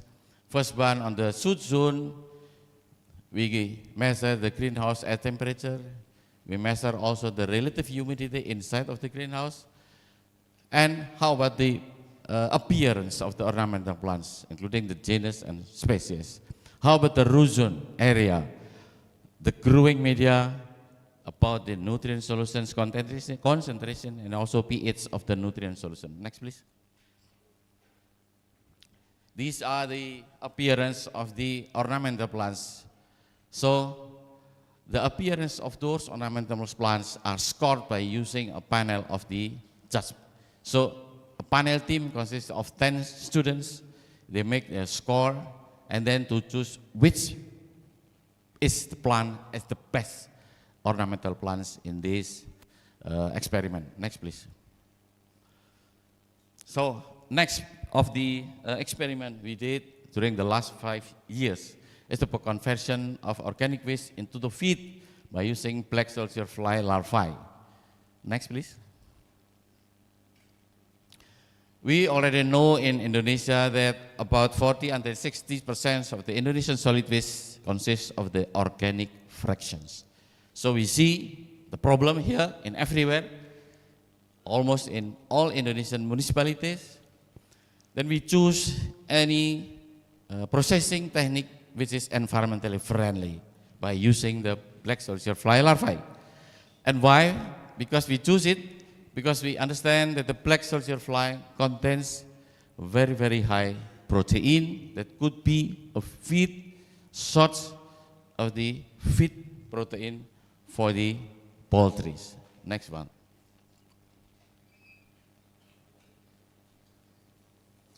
So, how about the mass balance? Let's say, because so many questions raised to our research group, if we have so much of organic waste, how many chicken we can give the protein?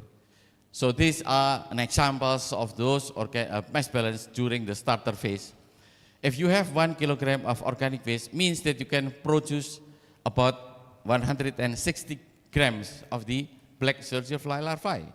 And if it is dried, it's only to be about 57 grams per day. And it is enough for 4 chickens per day. Vice versa, if you have 1 broiler during the starter phase, means that it needs 14 grams per day of dried black soldier fly larvae.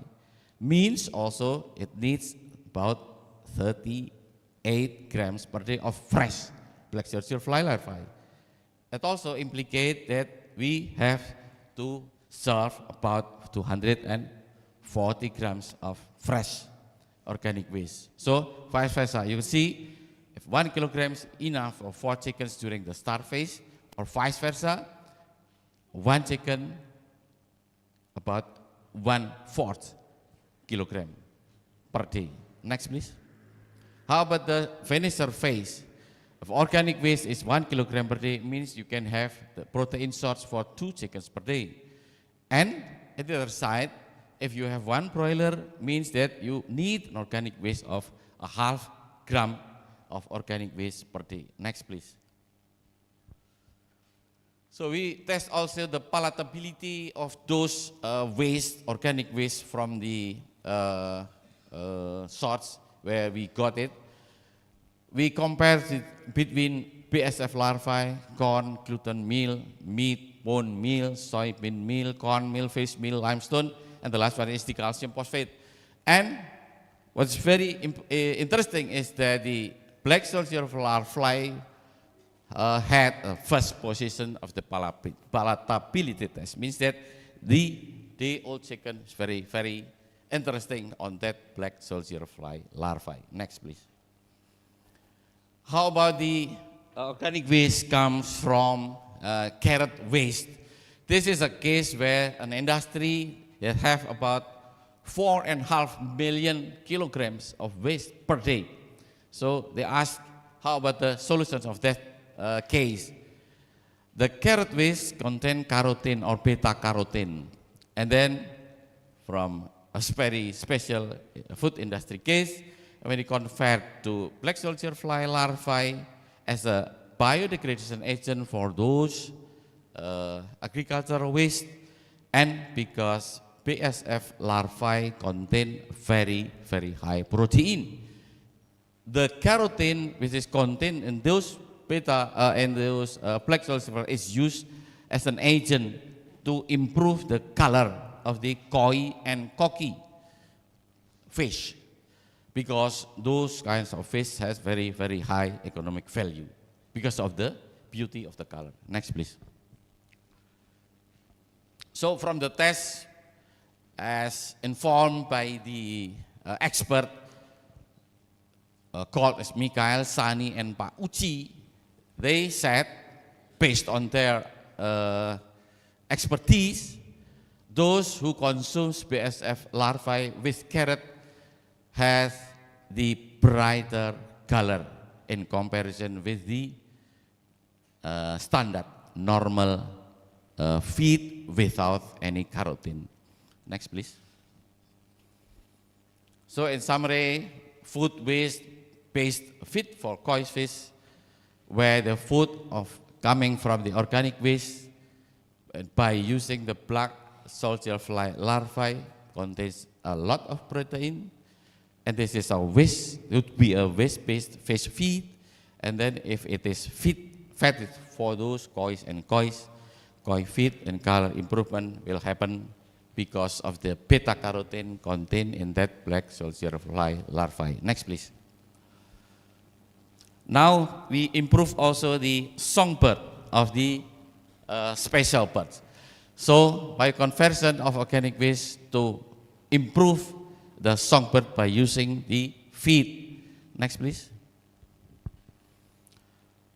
As you already know the background of this research, because the most fraction of the organic waste in Indonesia is the organic one, and we convert it to be the black soldier fly larvae, and we use it as a protein source for the songbird. Next, please. And we test it by using 3 birds with commercial feed, and 15% of black soldier fly floor with 3 birds, and 20% of black soldier fly with also 3 birds. We recorded the bird song by using the Raven Light software. This is a free software. You can download 2 for you, and we use Jalak Kepo, and the Indonesian name with the Latin name is Acridoteres javanicus. Next, please. The research shows that the addition of black soldier fly floor significantly affect the song pressure of those Jalak Kepo statistically. As indicated here, that the P2 means that the experiment contain the black soldier fly larvae can improve significantly the sound pressure. Next, please. Now, there are still some researches which is in the status of ongoing research in swamp.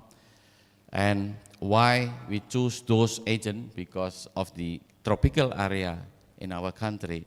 So organic waste biodegradation by using the first one is the cricket. This is the research of a doctoral students in IBB. The second one by using the termite, master student thesis. And the very, very specific reasons why using why do we choose cricket and termite? Because it is fit for the tropical area, we already know. Example, Grazia is for Indonesia.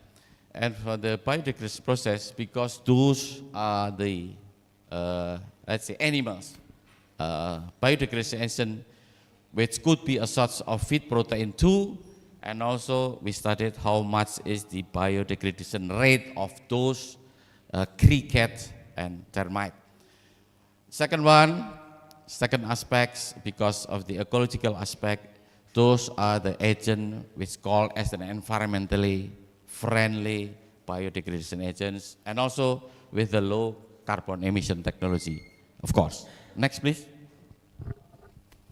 So those are the results of the research in swamp. We already produce the compost as growing media, BSF larva as a feed, protein for poultry, for any kind of animal. We already produce feed pellet for fish, poultry, and so on. Last year, we produced candle from the waste of our organic waste. First, to convert by using the black soldier fly, and then the coil of black soldier fly could be as a base material to produce the candle. Next, please. The last part is the waste to energy, and we use the solid waste as a source material for RDF, refuse derived fuel. It's now being very, very famous how to produce the fuel from the solid waste. We try to improve the quality of RDF. This is a research in collaboration with the special private companies in Sukabumi. Next, please.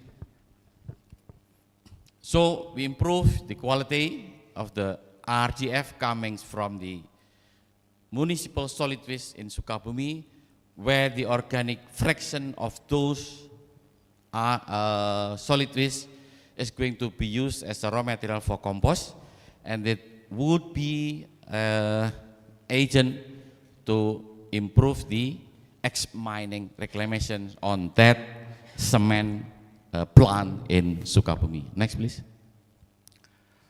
So those are the conditions of the last 2 months. We went there to initiate our collaborations between swamp and cement factory in Sukabumi. Why? The problem is that right now the water content range is still on the range of 40 until 45%, where the maximally accepted by the plant is maximum 30%. So we improved the quality of the RDF by using the natural strand drying, tunnel design, and so on. Next, please. Those are also the product of our swamps. Plastic waste to be pot, etc. is very, very easy. Next. We produce also premium, gasoline, kerosene, and diesel oil from our plastic waste coming from the society. Those are the pyrolysis unit where we place it in swamp. Next, please. So we already show you summary an integrated agro-complex where benefit for the environment. The last part, as I show you, started from the growing media, feed for the fisheries, waste to energy, and waste to feed for the poultry, and so on. And also at the first time, I show you the conversion of waste to compost. Next, please. So, if you have time, you go to Jakarta and so on. Please, you can visit School of Waste Management. Bogor, yes. Of course, the southern part of Jakarta, 50 kilometers. That's all from me. Assalamualaikum warahmatullahi wabarakatuh. Waalaikumsalam warahmatullahi wabarakatuh. Thank you, Prof. Arif, for your presentations. And then the next speaker will be Dr. Irfan. Before we will have the next presenter, and then after that we will have a discussion. Okay, without any further ado, before that I would like to introduce our speaker for Dr. Irfan. Dr. Irfan is a senior lecturer at the Faculty of Animal Science, Universitas Brawijaya. He completed his bachelor's in animal production at IPB University, the same as Professor Arif. His master in tropical animal production at Wageningen University, the Netherlands, and his doctorate at Universitas Gadjah Mada. His expertise lies in the animal nutrition, feed technology, precision nutrition, and non-ruminant production system. Without any further ado, Dr. Irfan, please proceed with your presentation. Thank you. Please give applause. Okay, thank you very much, Pak Helmi. Ya, Bismillahirrahmanirrahim. Assalamualaikum warahmatullahi wabarakatuh. Yeah, first of all, I want to thanks to the Director PSDKU, Prof. Soleh, Vice Director Bu Ani, Pak Fadli, also for the organizing committee, is already trust and invite me as a keynote speaker for this ICASHE seminar. Okay, in this time I want to talk about my topic, about the precision nutrition and feed of poultry. It's my specialist. If we talk about the feed, it is most important aspect of the poultry. Next, please. Because the feed cost of the poultry is the most dominant part. Maybe about 70 until 75% of the total cost.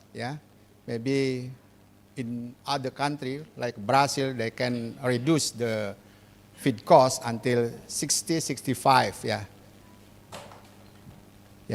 In Indonesia, mostly 70, 75% of the total cost. Also the feeding, feeding and nutrition here. If you can make better efficiency, I think this will be increasing the revenue for the farmer. Also, we have here the issue about the sustainability. How to the poultry farm become still growing, still increasing. In the global need for the poultry meat and also for the egg. Also about topic about the environmental friendly use that the Prof. Arif already described is very good topic. And now it's precision nutrition also will be increased feed efficiency and also fulfill the regulation. Next, please. Before we continue, let's talk about the definition of precision nutrition. If we have an animal like poultry, we have to provide the right nutrient, the right amount, and also the right time, according to each bird or each group of the animal. Because we try to make what we give to the animal should be closely, as much as close to what the bird need, according to their growth, the health, and also the physiological status. And also we try to reduce the environmental effect. Also the combining of the real-time data. This is the AI modeling, and also feed formulation to improve efficiency and also reduce the waste to the environmental and also the support sustainable production. Next, please. This is just an example here. We have a comparison. If we formulate the broiler feed based on the NRC, this is the mostly application for the formulating of the broiler feed, and we compare with the 23% crude protein based on the corn and soy. In this graphic, you see here the individual amino acid. The brown graphic is NRC requirement, and the yellow one is the content, amino acid content based on the 23% of crude protein. We have here the amino acid, essential amino acid, for example, the lysine and also the methionine. Can we have the pointer? Okay. Lysine. Even we already formulate with the 23 protein content, the lysine is still less, compared with the NRC requirement. Also for the methionine, these two amino acid is very limiting, very crucial, amino acid, because mostly of the feed stuff in Indonesia is less with these two kind of the amino acid. it is important for us, yeah, if we want to formulate the broiler feed, should be based on the NRC, yeah, NRC requirement. Okay, next. Yeah, this is for broiler now, yeah. We have here, yeah, the allele digestibility amino acid, digestible amino acid, yeah. Amino acid is the small part, yeah, the part of the protein, yeah.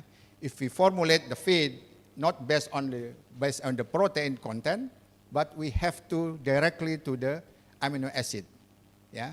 But now we have to make a digestible, yeah, in the ileal, in the last part of the small intestine. This is a real quantity of the amino acid that can use by the bird, yeah. So that's why it's very important for us to improve protein digestibility, yeah, by make amino acid more available and also decreasing the protein that's not digested, undigested. So by two effort, they can improve the performance, increasing the weight gain, less feed, and also increasing the breast meat yield. Yeah, breast meat yield is the most important part of the broiler carcass. Yeah. Also, there is related with the gut health. Yeah, gut health. We can have a good gut health if we have make a litter more dry. Yeah. Also, the flock should be uniform, and also less mortality. Yeah. Because the normal mortality mostly should be less than 2 or 3%. Yeah? And also the topic about the environmental, we have to try how to less nitrogen pollution. It means how to increasing the protein digestibility inside the animal, inside the intestine. And then we also have the less nitrogen released to the environment. Next, please. Yeah, this is for layer. Yeah, the bird produce egg. Yeah, on the laying phase. You have to realize that the how many energy, how many protein that required, yeah, by the animal during the first of the life, after the egg production, yeah, this year. Body weight control, yeah, for all lifetime period. In the first layer, yeah, start in the 18 until 28 weeks, they start to produce egg, yeah. The mature body weight, yeah, should be fast, yeah, because we need the body weight should be uniform, yeah. At least the uniformity of the body weight of the layer should be higher than 90%.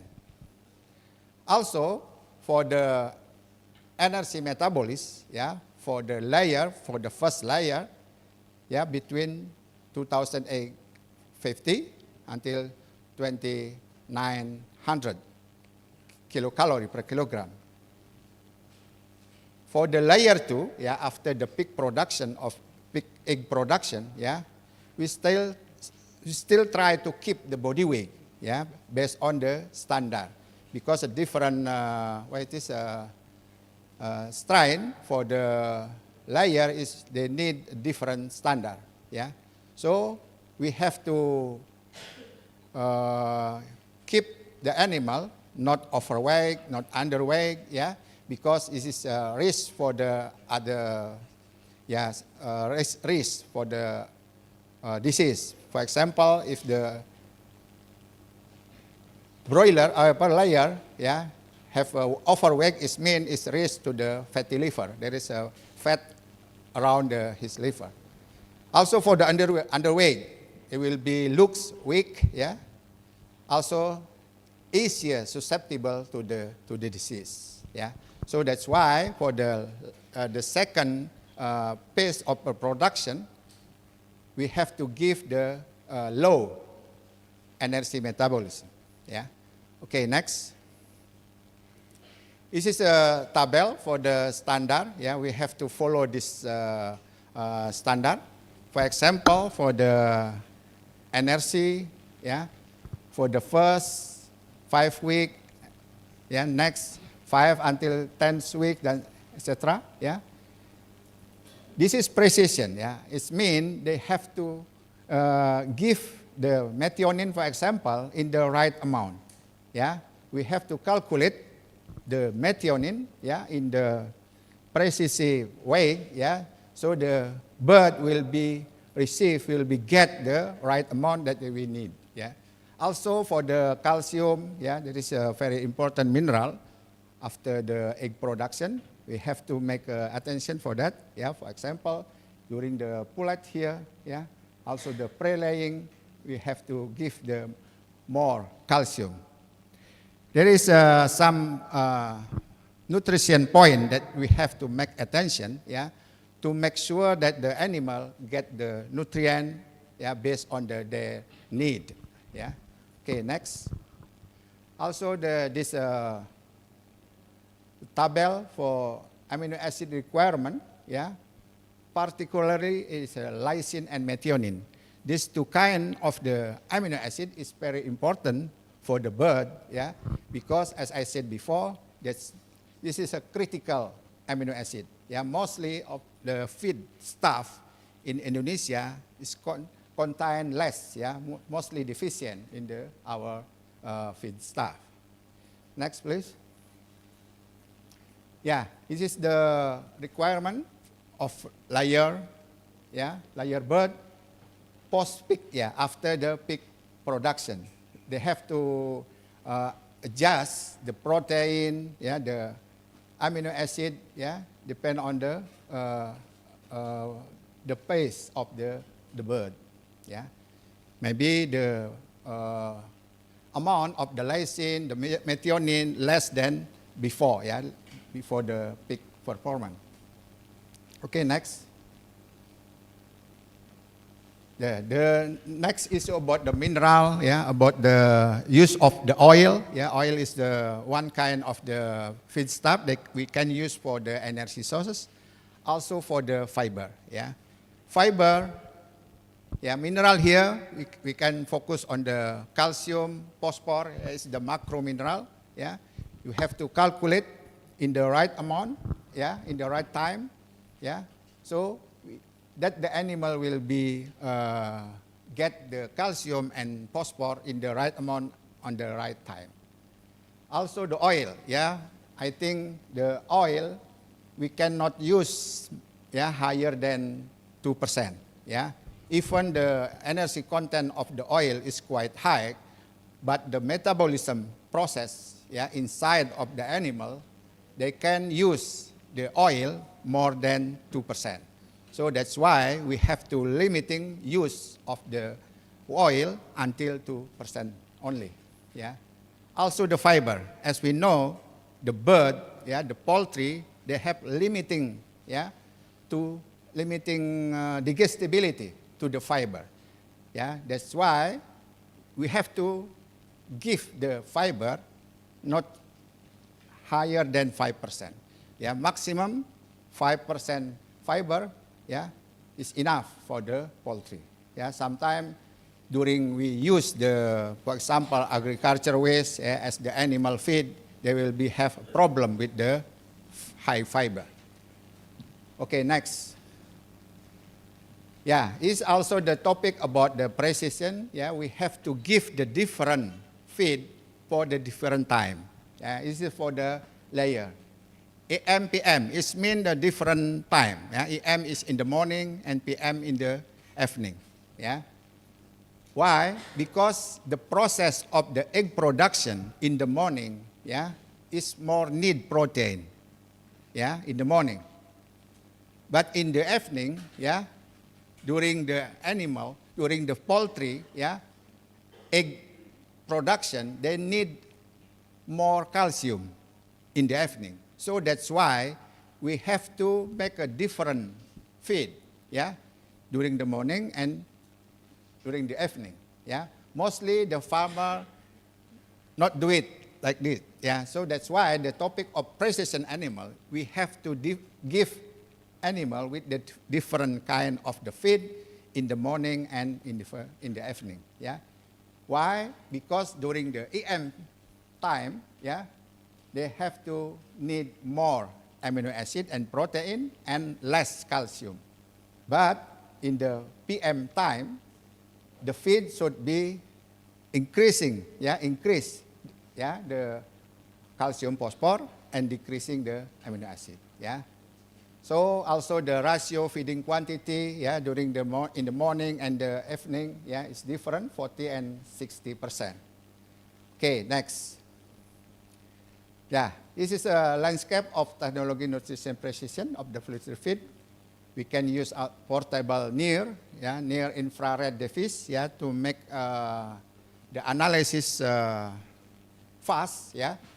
Mostly if we're doing the analysis, feed analysis in the laboratory, maybe 8 hours, yeah, for the one sample. But the portable near device, we only need 2-3 minutes for one sample, yeah. It's time efficiency. Also smart feeder, yeah. How we can reduce the feed wastage, yeah. So the animal, yeah, cannot waste the feed, yeah. So that's why to have to construct the feeder, yeah, to decrease the feed wastage. Also the daily need, yeah. The nutrient content of the animal, yeah, should be calculated, yeah, based on the model, yeah. Okay, next. The first one is application of the artificial intelligence and digital twin, yeah.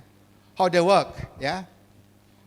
Artificial intelligence analyze data. So we need the data, yeah, from the cage, from the animal that we already collect, yeah, about the body size, body weight, about the age, the feed intake, yeah, and also the healthy status of the animal, yeah.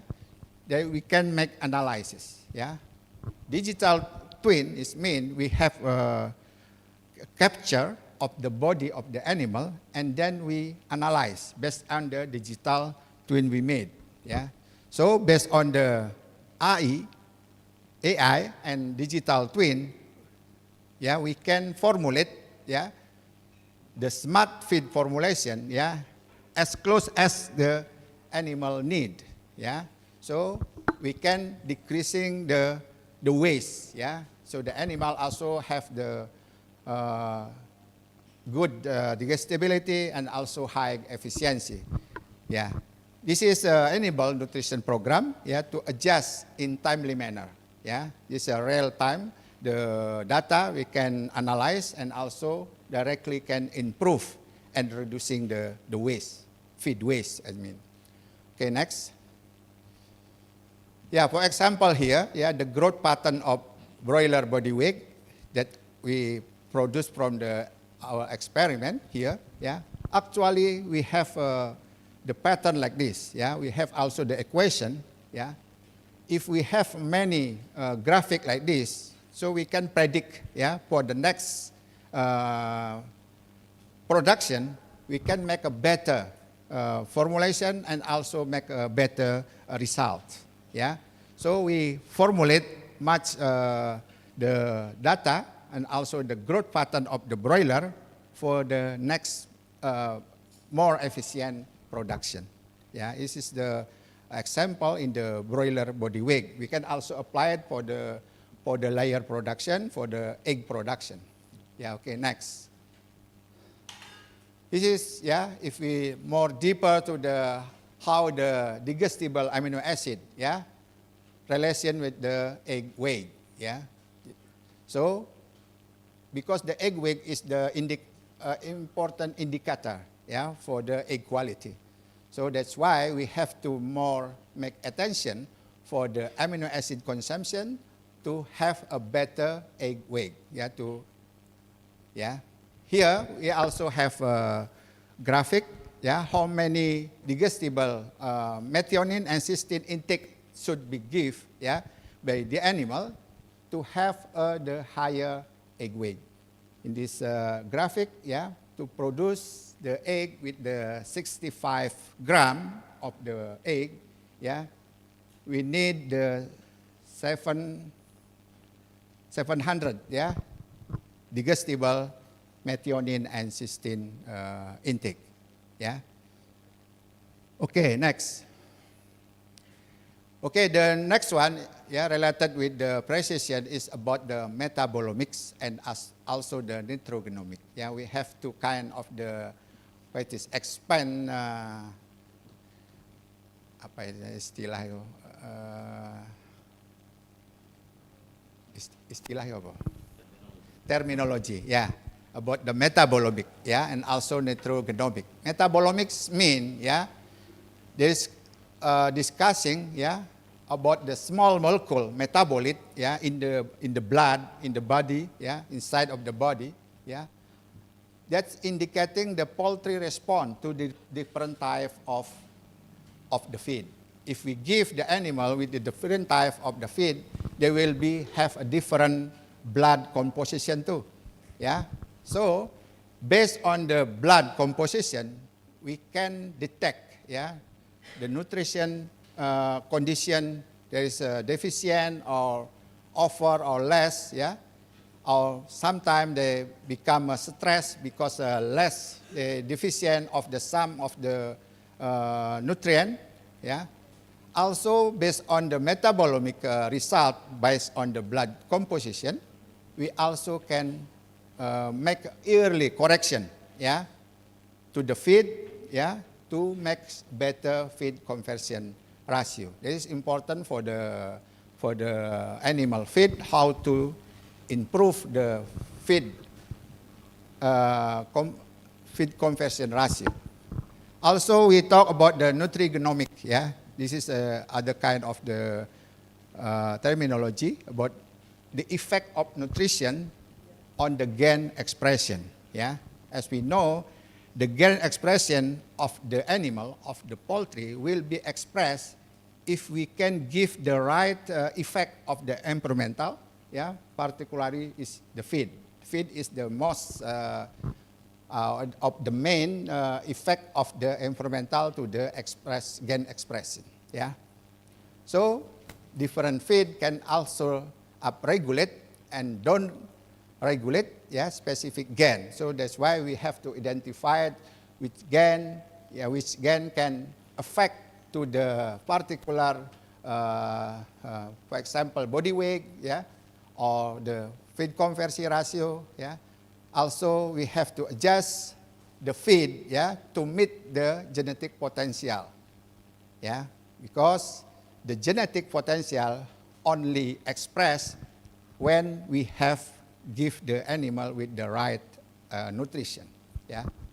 So also from the nutrigenomic, we can help, yeah, how to improve the growth, yeah, the immunity, and also the feed efficiency of the poultry, of our bird, yeah. Next, please. Yeah, also about the microbiome, yeah, the condition of the microbe inside the intestine, yeah. The precision biotic, yeah, or feed additive can help the better to make a better, yeah, microbiome condition inside the, particularly in the small intestine, yeah. So in poultry particularly, precision biotic help promote healthy gut, yeah. It's very important to promote, to have the healthy gut, yeah, because start from the healthy gut, the animal will be expressed, yeah, give the better digestibility, better production, and also better efficiency, yeah. So this lead to improve gut health, yeah, gut health, better growth, and reduce reliance on antibiotic, yeah, because the antibiotic use is already banned by the government since 2017, yeah. So right now is using the antibiotic is not allowed anymore, yeah. Okay, next. Yes, still have a topic about the gut microbiome. how to formulate the feed, yeah, to have the good microbe composition inside the small intestine. Yeah, we talk about the diet we have to give to the animal. Yeah, about the host condition of the small intestine of the poultry, also about the poultry litter, and also about the microbe itself. Yeah. Okay, there is some antibiotic alternative here we can use. Yeah, like enzyme, prebiotic, probiotic, organic acid, yeah, essential oil, emulsifier, yeah, this kind of the antibiotic alternative we can use, we can apply it to get a better health, yeah. Next, please, next. Yeah, this is a acidifier application, yeah. This make the condition pH, the pH of the small intestine more acid. Why? Because the condition, the pH lower than 4, they can inhibit, yeah, they can inhibit the pathogenic bacteria. Yeah, so they're very important to us how to maintain the pH condition inside, yeah, to inhibit the pathogenic bacteria. Yeah, it's mean here the green one, yeah, E. coli, yeah, maybe we have to maintain the pH less than 4.2, yeah, to inhibit all the kind of the pathogenic bacteria. Yeah. Okay, next. Also the application of the enzyme, yeah, I mean exogenous enzyme, because the naturally, yeah, okay, 3 minutes more, yeah, naturally, yeah, the animal also produce the enzyme, yeah, by the pancreas. But what I mean here, the phytase, silanase, yeah, I add to the feed, yeah, based on the what kind of the feedstuff we use, yeah. Mostly the phytase and silanase will help, will increase the availability of the phosphor, also improve the availability of the protein too, yeah. So we have to more attention, yeah, give attention to the what kind of enzyme, exogenous enzyme that we need, and also how many percent protein we should be applied, yeah. Okay, next. Yeah, this is a feed alternative, yeah, alternative feed, yeah, maybe as the Prof. Arif explained before about the soldier flies, yeah, house flies, yeah, it's very good protein source, yeah. Maybe the protein content mostly more about 40–60%, yeah, is very good, yeah. But the condition now, the price, Prof. Arif, is still high, so not feasible for the poultry feed, yeah. Maybe with the mass production, I think the cost will become less, yeah. So it's more feasible to use, yeah. It's high protein, also high chitosan, yeah. But mostly now, yeah, it's very recommended, yeah, this kind of protein used in aerobe, yeah. Also, this is sustainable, it's okay, yeah. Low environmental effect is okay. And also in the nutritional aspect, they can reducing the soybean meal and also fish meal in the animal and all poultry feed, yeah. The next one, also about the protein sources. Next, please. Yeah, about single cell protein, they also the good protein source for the poultry particularly, yeah, because they can use, yeah, agro waste, yeah, apply with the fermentation. Also, they have high protein digestibility, and also with the same story with the insect meal, they can also decreasing the utilization of the soybean and also the fish meal. So these two kind of the protein sources maybe is the future solution for the protein sources for the poultry particularly. Next. Yeah, this is a topic also about the sustainable and life cycle assessment, yeah, to more understanding to the environmental effect, yeah, of the poultry production, because some issue about the ammonia, yeah, also have the negative effect to the environmental, yeah.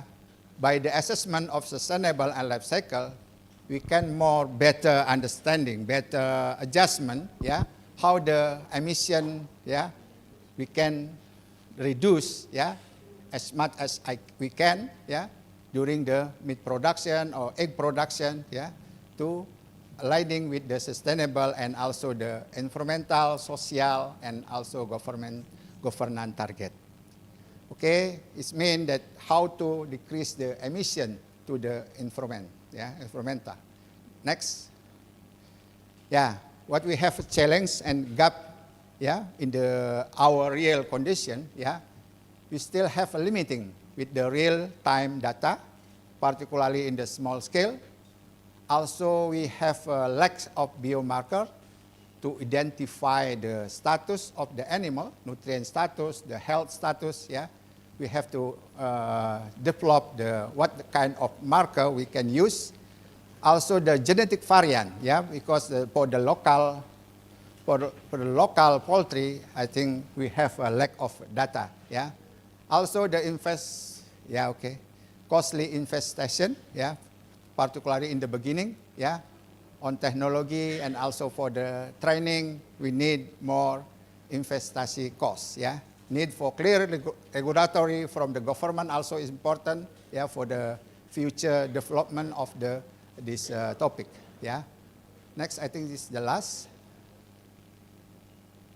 Yeah, we have the roadmap, all poultry precision, yeah. Now is near adoption.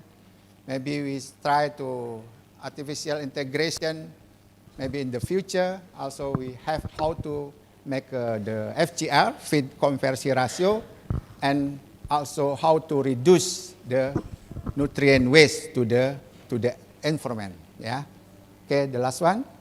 I think this last. Yeah. Thank you very much. Yeah. Assalamualaikum warahmatullahi wabarakatuh. Waalaikumsalam warahmatullahi wabarakatuh. Thank you very much. Please give applause to Dr. Irfan for his presentation about precision nutrition. Before we have a discussion session, this is our last presenter. I think Professor Zili from China is already joined the Zoom meeting. I would like to say hello to Prof. Zili. Hello, Professor. Hello. Can you hear me? Okay, thank you, Prof. Zili. We will have your presentations after this one, but before that, I would like to introduce you to our audience. Our third final speaker is Professor Zili. Professor Lee is an assistant professor at the School of Economics and the Wang Yanan Institute for Studies in Economics at Xiamen University. He holds a PhD in economics from the University of Washington, Seattle, and both master and bachelor's degree from Peking University. His research covers resource and environmental economics, experimental economics, and public economics, with a focus on game theory and policy design. His contributions have been recognized internationally, including receiving the Best Poster Award from the European Association of Environmental and Resource Economists. Thank you for me, and I would like to give the floor to Professor Lee. The time is yours. Thank you. Please give applause. All right. Let me share my screen. Okay. Yes, Professor. Okay.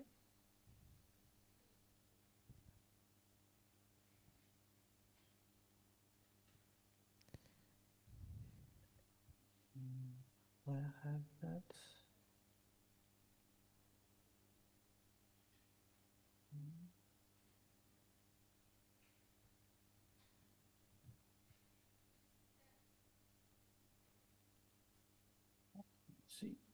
share screen.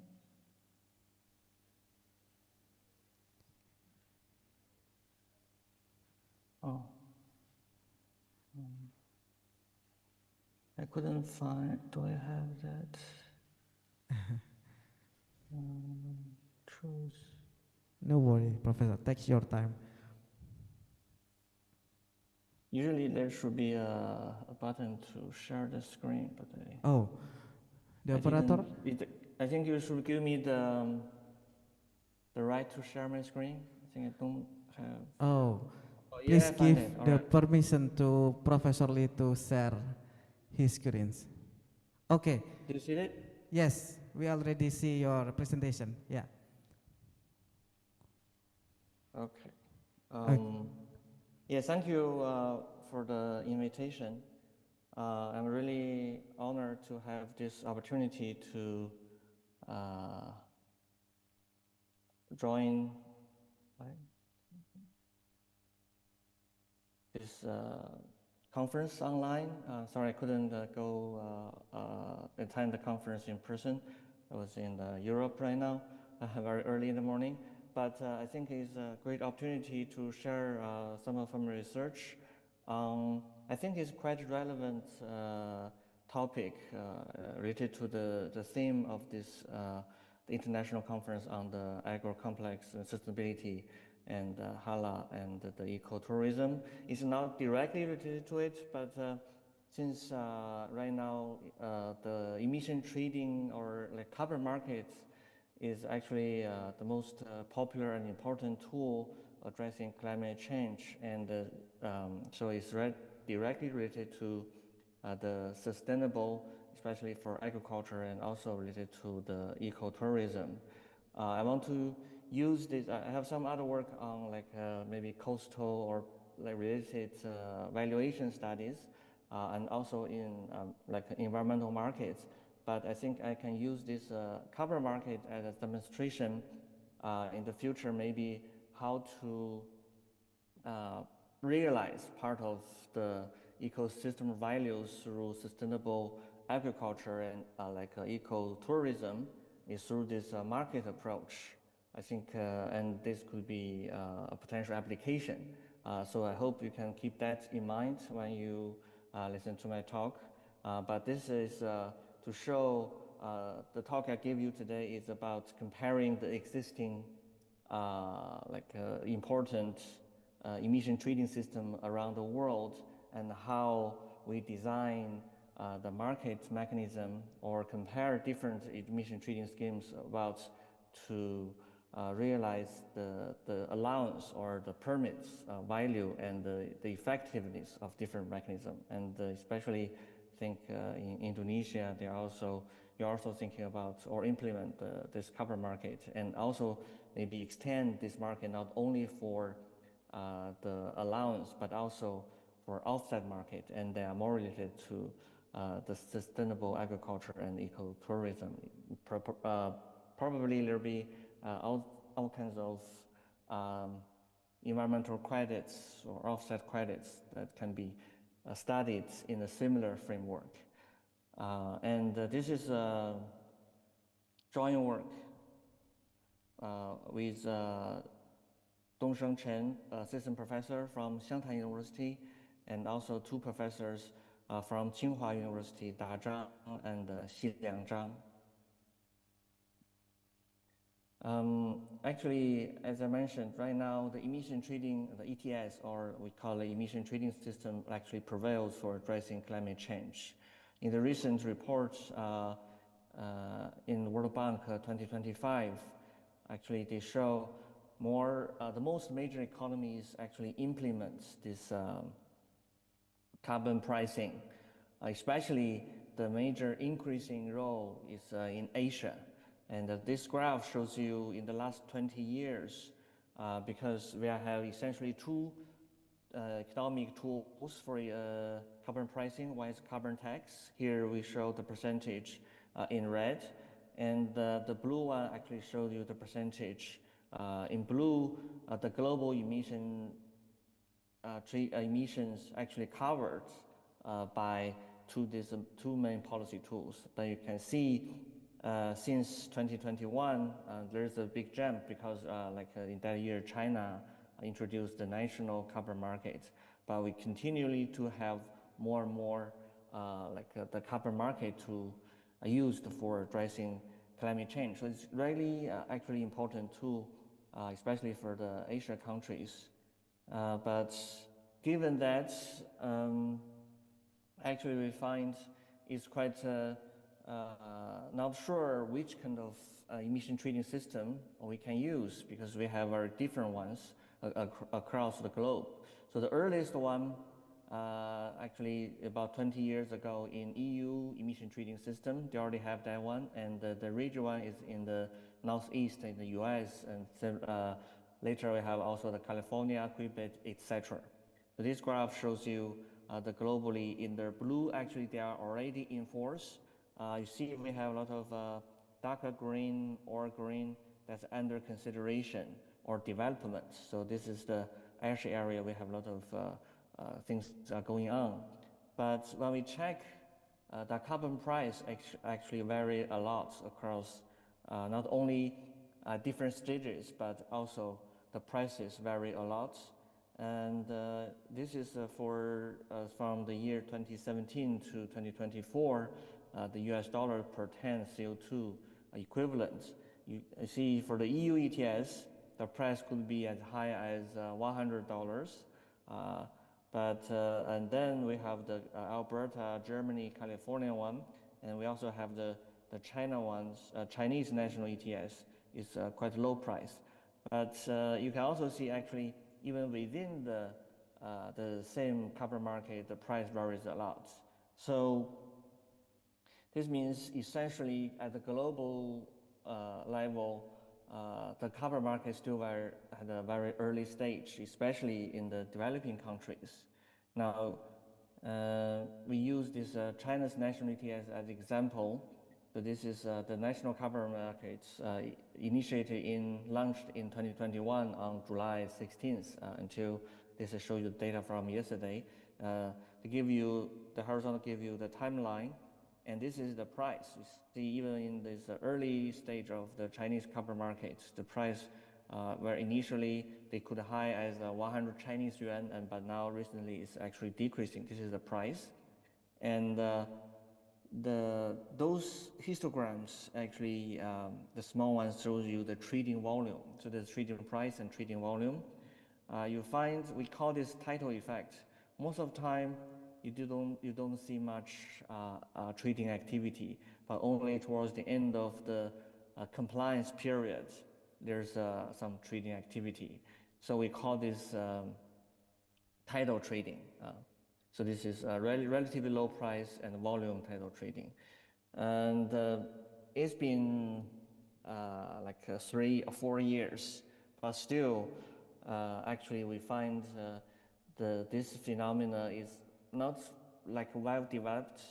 And so this gives us incentive or to think about how to increase the liquidity or the effectiveness in terms of the carbon market. And especially for the countries who are considering to introduce the carbon markets, how should we design? I think this is our main motivation. Although it's been 20 years in the world to have all kinds of emission trading systems, but actually after a quite thorough comprehensive review, we find not much study to compare the actually existing and implemented emission trading system. There are many old studies, or when they introduced the ETS about 20 years ago, they consider all kinds of design at that time. But those studies actually not based on what has actually happening right now. But you see, when we introduce more and more countries adapting this emission trading system, we do not have a clear answer to that question. So that's why here we want to use this opportunity to show our research, like how well these alternative emission trading schemes perform and why, and they will quite insights on the design introduced emission trading system. So we are going to compare in our experimental study the three representative emission trading system. Usually the first one is the China's national emission trading system. Right now it's the world's largest carbon market in terms of the emission in coverage. All right. Usually when the early stage, even for the European Union emission trading system, when they introduce this carbon market, they start from the free allocation. Okay, free allocation. So the firms receive the permits for free, and then some firms actually they do not have enough. Some firms have some surplus, so they have incentive to trade. This is easy to implement initially and politically. And now we have the two other ones. The oldest one is the European Union emission trading system called the EU ETS. This is actually the world largest carbon market in terms of the trading volume or activity. It's very active. And for the European Union's one, it's not like for the most important industry under control of this carbon trade system is not free anymore. They have some free, but for the transportation, the oil industry, the electricity, they use the auction. So that means for the initial allocation, they do not receive the permits for free. They need to buy from this government. And then we also have this the third one called the California Carbon Trade Program. They are similar in terms of the structure of the market. They have the auction for the initial allocation, then they have the spot market trading. They are different in terms of how the auction revenue is used.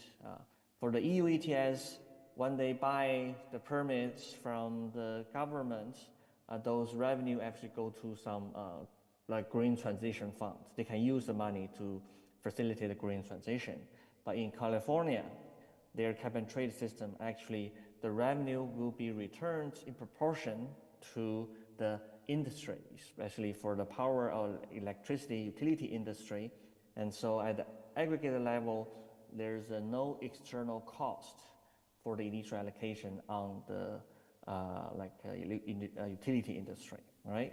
But how would that affect the ETS effectiveness? Actually, there's no fair comparison in the literature, and that's what we want to do.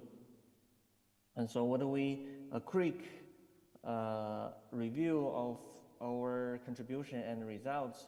So when we want to introduce the emission trading system, actually is a very complex system. And we're going to provide the first large-scale experimental evaluation of the three just mentioned used actually allowance allocation rules with a two-tier market structure. Either we have this uniform price auction, that means we have a primary market, the revenue will not be rebate, or the revenue neutral, that means the revenue from the auction will be rebate. But both markets use the uniform price auction for their initial allocation of the permits. This is one tier. The second tier is the spot market, where the firms actually will trade among each other. And that's what we have in China right now. So this is the three important ones. And so in terms of whether we have the initial allocation we call the auction or primary market versus no primary market, how would that affect? So generally when you introduce the carbon market, start from there's no primary market, and then gradually you introduce the primary. How would that affect the market? And the second one is how you use the auction revenue actually may also affect the effectiveness of the market. We call it rebate or the revenue neutral. That's in terms of the mechanism we are interested in. Methodologically, actually, especially I think this kind of study is mainly motivated by policy implications. Many countries are considering how should we introduce or design this carbon market. Now, in terms of early times, many the research are based on the lab experiments. They use the experiments using the college students, and also the design of the experiments. I know we have not many, I'm not sure in the audience how you are familiar with the economic experiments, but I'm going to introduce the background later. But basically, it's like a policy simulation.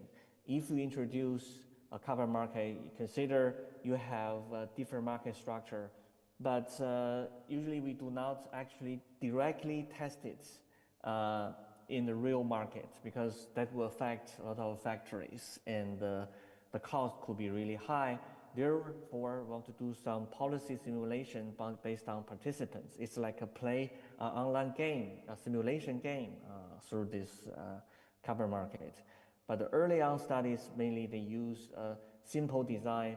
The design is not based on the actual, the real world parameters, or it's really simple. For example, usually they have only 3 or 4, most of the time they even like around 5 or most like 10 players in the market. And the parameters is not based on the real world parameters, but based on stylized effects, based on some theoretical models. But what we do is actually, we use more than 3,000, actually 3,400 industry practitioners who actually have the background about the carbon market to play the game with a good external validity. And also we have more realistic setup. So they are based on, right now in the Chinese carbon market, the main part is from the electricity sector. So we introduce heterogeneous players based on their generating capacity. Is relatively large market. We have about 20 participants, and we allow many policy relevant features. For example, the permits can be banked, and we have the price ceiling and the price floor. We introduce the carbon market, right? This is our setup backgrounds, and a quick review for what we find before I introduce about details of these experiments. Actually, we find in the benchmark treatment, that means we have no auction, we only have the free allocation, then the firms will trade with each other directly when they receive the permits. In theory, we find the price actually goes to, we call it natural bargaining solution, just like a regular bargain, a buyer and seller to negotiate a price to how to share the surplus when the trade is made. However, when we only have the spot market, we find the market has a relatively higher price volatility and lower trading volumes. And another important criteria for the carbon market is whether the firm actually are able to, the firms are able to buy for the permits for the compliance. So but we find high non-compliance. That means many firms actually could not successfully buy sufficient permits to cover their emissions, and therefore need to pay a relatively high fine. And due to a more often or significant speculation or hoarding behavior, hoarding here means they do not, the firms who own the permits, who have extra permits, they do not want to sell. All right, this is the benchmark. And then when we introduce the primary auction, either the revenue neutral or the non-neutral uniform price auction, actually the primary markets play an important role for sending the price signal to the spot markets. They actually will have a more effective spot market with a lower price volatility and more liquidity or more transactions and lower non-compliance rate. That means firms actually can buy. It's a more effective transaction. Firms can buy what they want and for the compliance, right? Now, across different auction mechanisms, we find the European Union's ETS auction, like a UPA, plus with the spot market, there's the most economically efficient in terms of the compliance and the lowest hoarding permit supply firms. Of course, because the revenue will now be returned to the firms, is also very costly.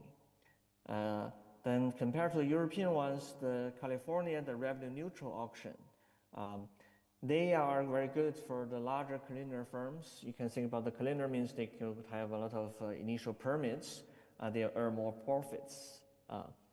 And in general, it's also have a very similar effectiveness in terms of the market performance and the compliance purpose. But they have their advantage in terms of since there's no external cost at the industry level. And this could be very attractive for developing countries, especially when the economic growth is not very promising, or they do not want to put this cost burden on the electricity sector when they still want to have a strong economic growth. So they have their cons and the pros, but depends on what stage you are in. You consider different approaches. All right. All right, I got the message. 10 minutes left, and so the general result is actually, although the revenue neutral one is less costly, but not as effective, but in general, still better than the free allocation case. Okay, I'm going to give you a quick, if you are not familiar with what is, we call it experimental economic or economic experiments, then I'll show you a little bit background. And then we introduce some mechanisms with underlying the results. So you assume like we can play this game even online, or you if you have any experience on participating like stock market exchange, right? Stock market, it's essentially like a stock market. But now you're not trading stock, you are trading the asset based on the carbon allowance. Now we have like 10 types of coal-fired plant firms. You can think about 10 different types, depending on their generating capacity and emission intensity. Emission intensity means if you generate, for example, 1 megawatts of electricity, how many tons of CO2 emissions you generate. That's emission intensity, right? And in total, for each type, we have 2 firms, like 2 people, and then in total, we have 20.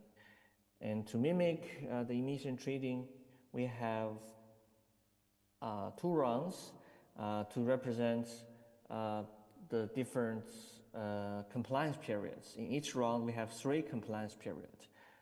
So that means first you have production, and then you need to cover your emissions.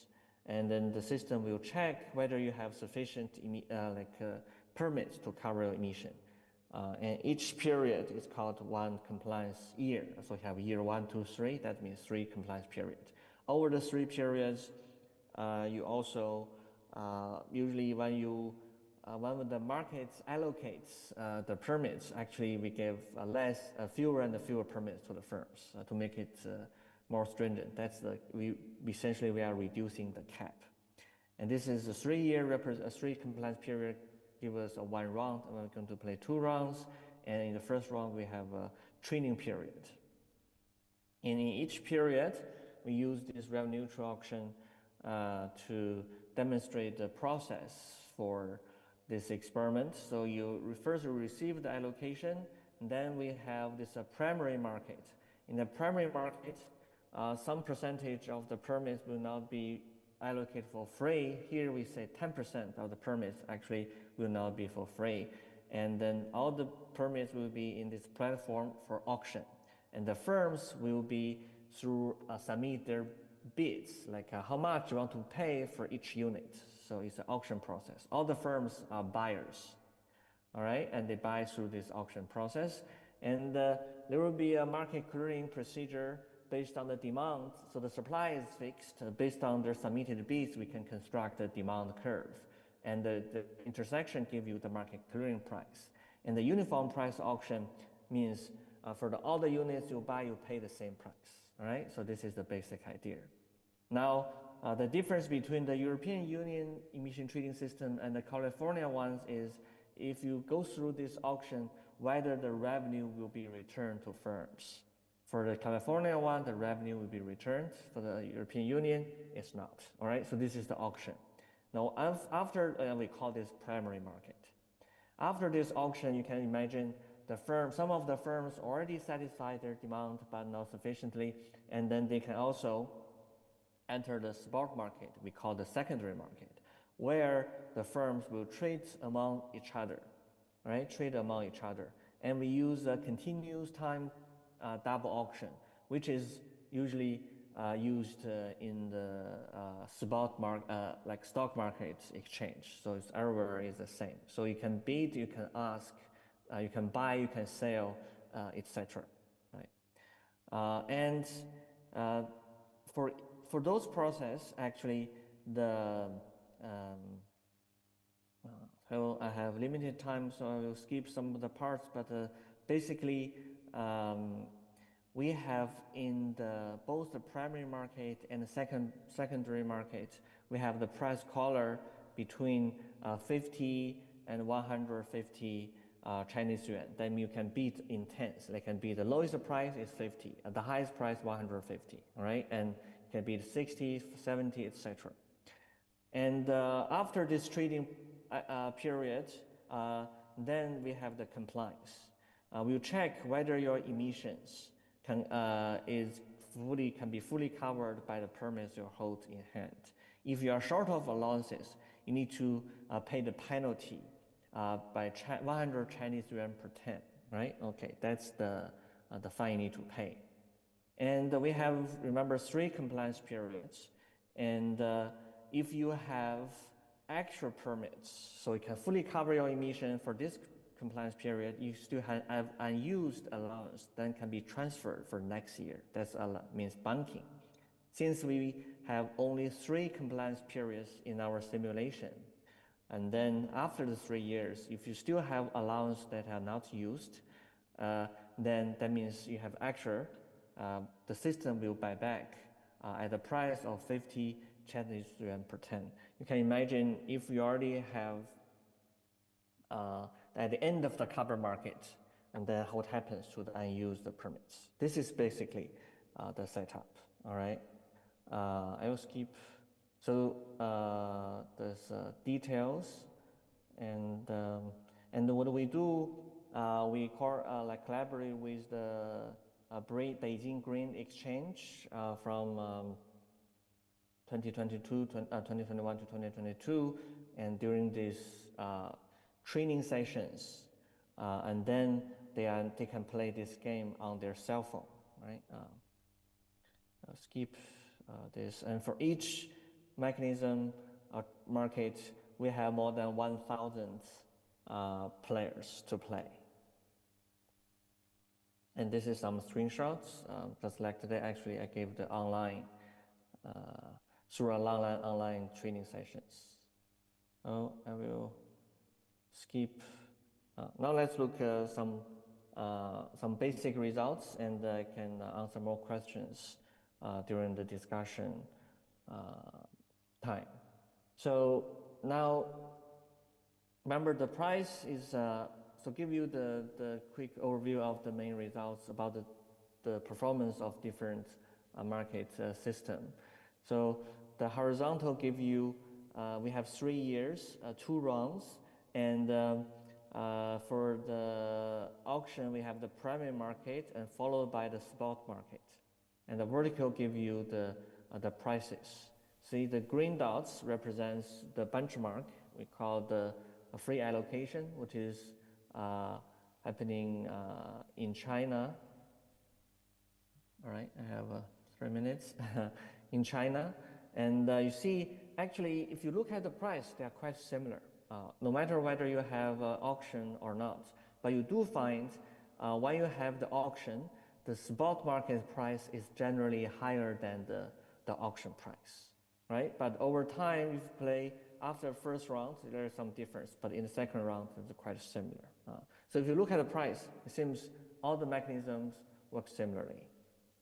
But actually the difference comes to how like the variance or how fast the market stabilizes. You can see early on, actually it takes quite a long time. You know, the price over the last 10 years, you think about the EU ETS, the price changed a lot, all right?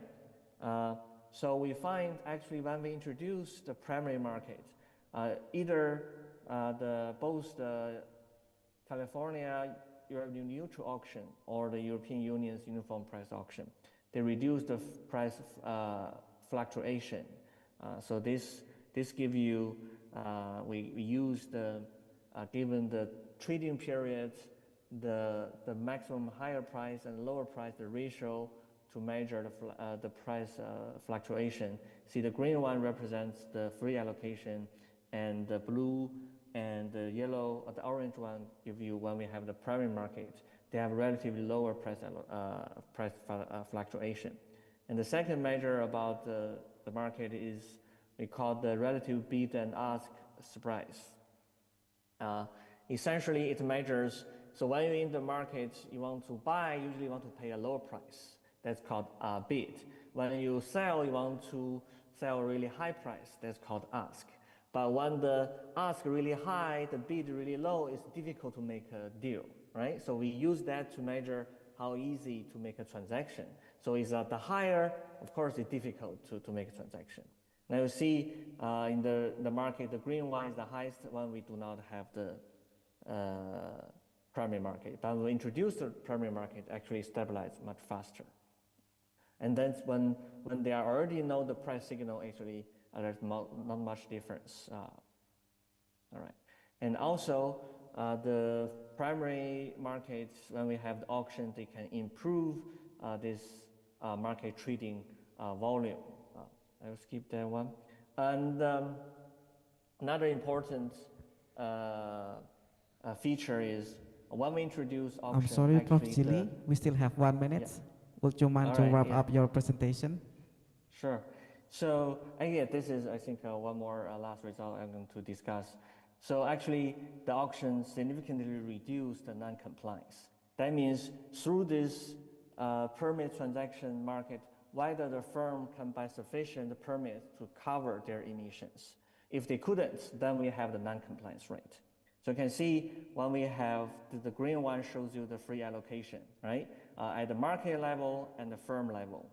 And so for both levels, actually, when we have free allocation, a lot of firms, they could not buy sufficient permits. They need to pay the fine. When we introduce the primary market, actually, at the graduate level, aggregate level, and the firm level, this significantly reduce this non-compliance behavior. And that make the policies easier to implement because the firm do not want to be, or they do not want to pay the really high fine. All right, due to time constraint, I will skip the mechanisms analysis and to quick summarize. So the basic idea is actually we need to introduce this primary or auction approach to improve the effectiveness of the carbon market, and depends on the main goal. If you want to, the most efficient one, you want to use the European Union one, is actually the most effective. But if you do not want to put too much cost on the industry, but still have a relatively effective market, you may consider the California one with the revenue neutral auction. All right, I will stop here. Thank you. Thank you very much for Professor Lee for your presentations. And thank you for all our distinguished speakers.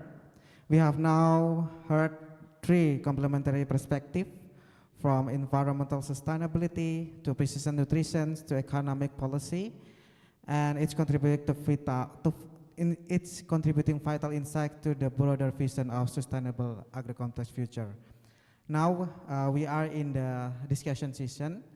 So if you have any questions for our 3 distinguished speakers today, please raise your hand and you can introduce yourself, and then you can directly ask the question to our distinguished guest.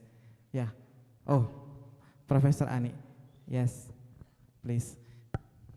Okay, thank you. for Prof. Arif. Very interesting presentation. I have one question concerning the koi for ornamental fish. You use maggot or BSF larvae to get the brightness of the color in koi.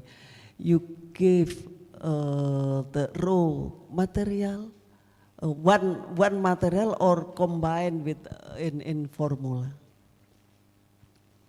And the second one is how about the capacity if we use the solid waste to get the more economic profit.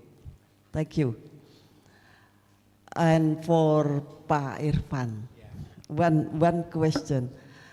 How many the capacity should we give profit if we run for broiler or layer? We use the precision nutrition. You mean the precision nutrition mean formula or the way? I mean the process to give the management of feed in broiler or layer, and we get the profit. Yeah, thank you. Thank you, Prof. Ani.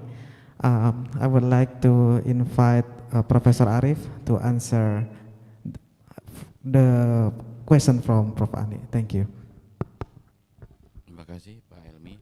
Yes, Prof. Ani, for the koi and koki. It was a very, very special case because of the problem of the food industry in Jabodetabek area. They said that they have a very huge of the carrot waste, which is the daily amount is about 4.5 tons per day. So we discussed, and then at that time we tried to use the benefit of the color inside of the carrot, and during the experiment we just compare by using two units of ponds. The first one is by using the commercial feed normally given to that koi and koki, and then the second one fed by the pellets produced by using the keratin, which is contained in the carrot waste. Yes, the maggot is given by the solid waste, with the major fraction of those organic waste is the rejected carrot in that industry. So it means that the beta carotene contains in the carrot is catch up by the maggot, and then dried to be the coarse protein, and we make it pellet by using the normal percentage, let's say 22-27% of the protein content of that pellet, and the pellet is given to the ornamental fish like koi and koki, and the result is that one. The beauty color of koi and koki is very, very nice, much better than the commercial color as it is given by the commercial feed.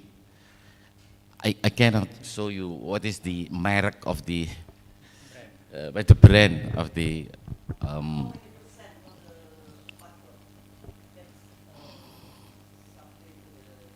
we just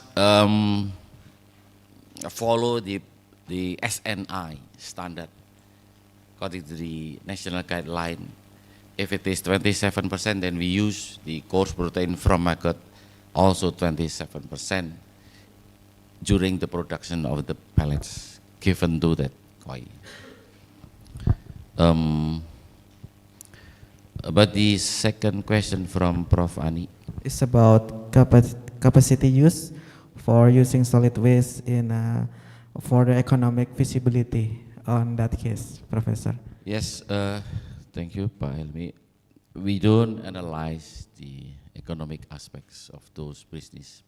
At that time, the research is stopped because of the, let's say, some problems of the, they know already that if we continue with the economic analysis, might be not feasible, might be, because we need a lot of, let's say, yes, about the efficiency and so on. Well, it's normal for the first stage that during the trial needs a lot of money to formulate better, and how about the, let's say, the size of the fish itself, how many square meters, how about the density of the fish and so on. Not continued yet because of some technical problems between me and the other side. Okay, thank you to Prof. Ani. Okay, thank you, Professor Arif.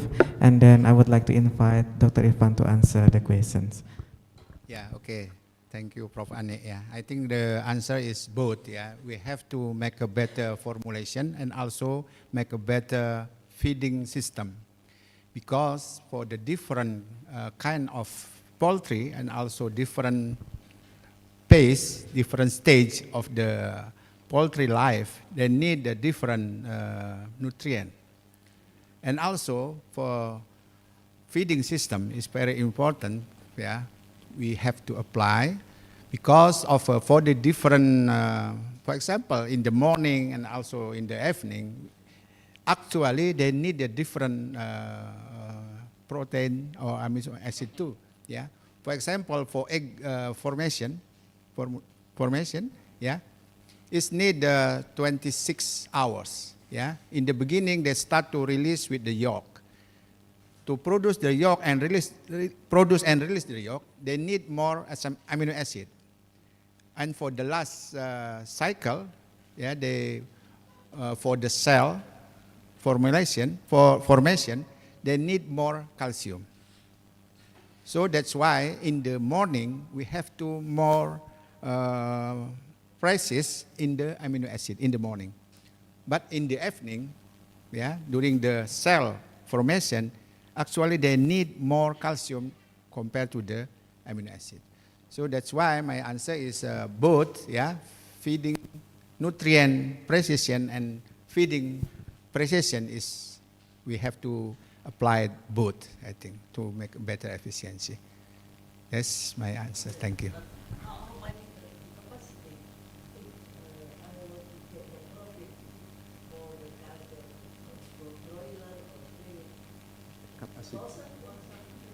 Oh, yeah, for broiler, I think 4,000 should be, yeah.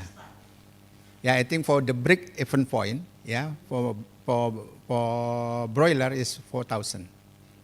Yeah, but for layer, I think 1,000 is enough. It's already have a break-even point.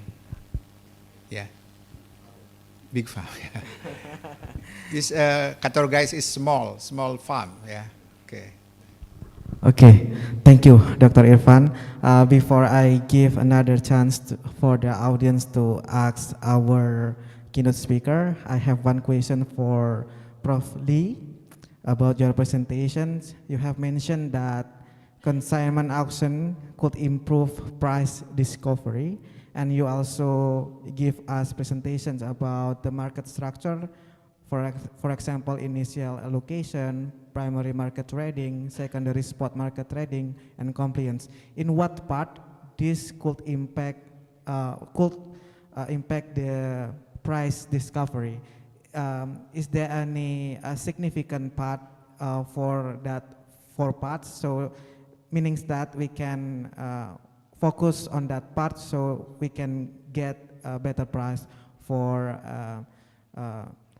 for carbon trading, emission carbon trading. Yeah, thank you. All right. Thank you for the question. So actually, I think there's the key message from the experiments. Or the most important part is for firms when they enter this carbon market. The main role from the auction, either from the consignment or the European Union's uniform price auction.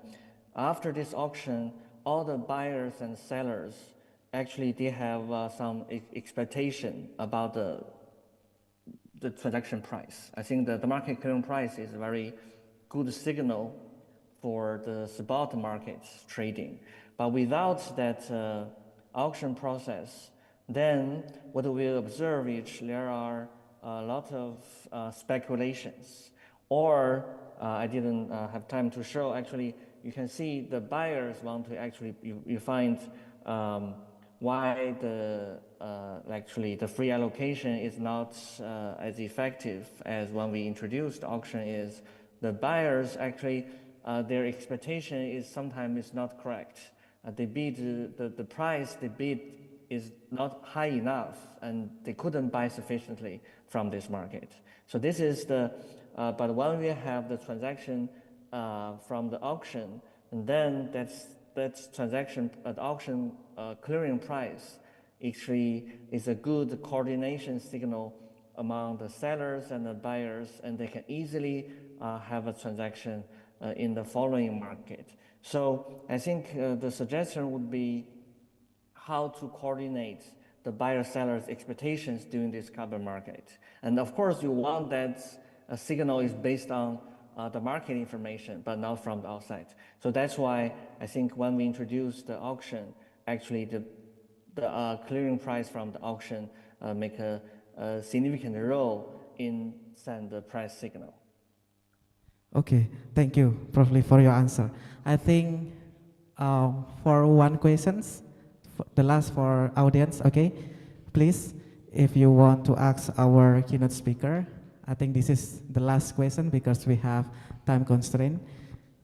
Thank you for opportunity. Okay, my name is Sabila and I have question for Ms. Prof. Zili. Okay.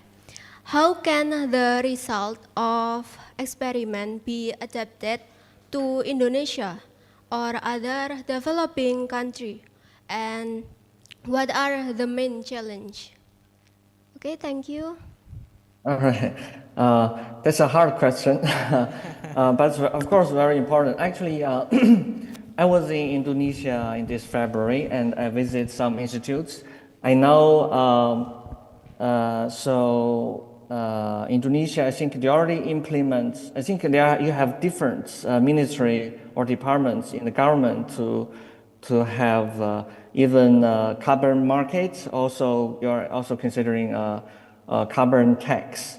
So that's, I think for my talk, I think I could give you I think it's a good example how to further study the policies in Indonesia. For example, each country have their own specific institution or backgrounds, policy. And that's why, for example, in the Chinese government, we think about, okay, when we introduce this carbon market, right now we have the national carbon market. We should, which emission trading scheme we may consider, right? So that's why we compare these three ones.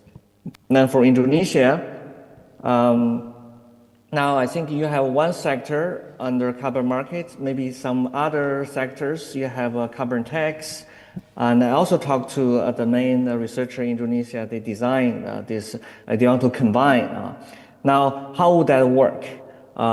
So I think we can use similar experimental approach, not only for students, but also from industry practitioners to test. And particularly based on your own real-world parameters based on from the industry, and to see actually when you introduce different, you have like a carbon markets or tax or have both together, how would that affect the firm's profits and also how would affect in maybe in the long run the production, the reduction, or in general the welfare for society.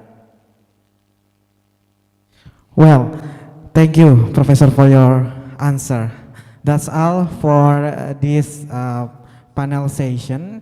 But before we close our panel, I would like to invite Dr. Irfan and Prof. Arif to stand in the front of stage to take a picture together with also Prof.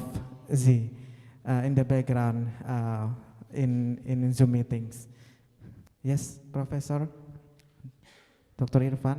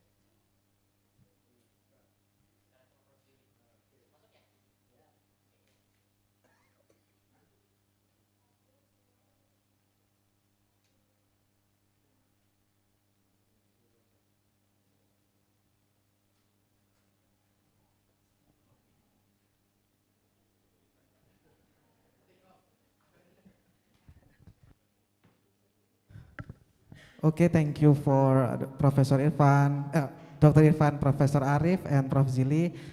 This is the certificate appreciation. First, we will give the certificate to Prof. Zili by the screen. Thank you, Prof. Zili, for giving your presentations. And the next will be certificate appreciation for Professor Arif and for Dr. Irfan. I would like to invite Professor Soleh and Dr. Fadli to hand over the certificate to Professor Arif and Dr. Irfan.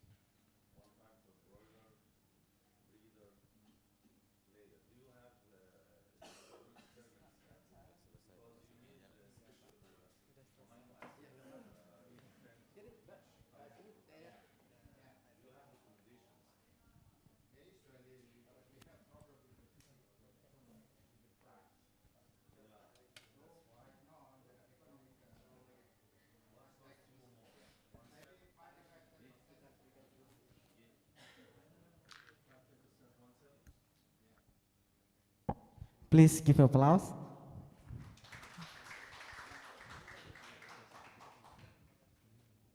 Okay.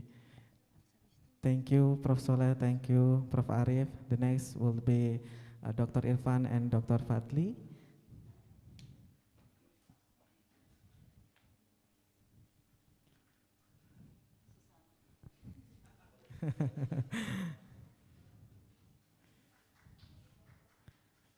Please give applause.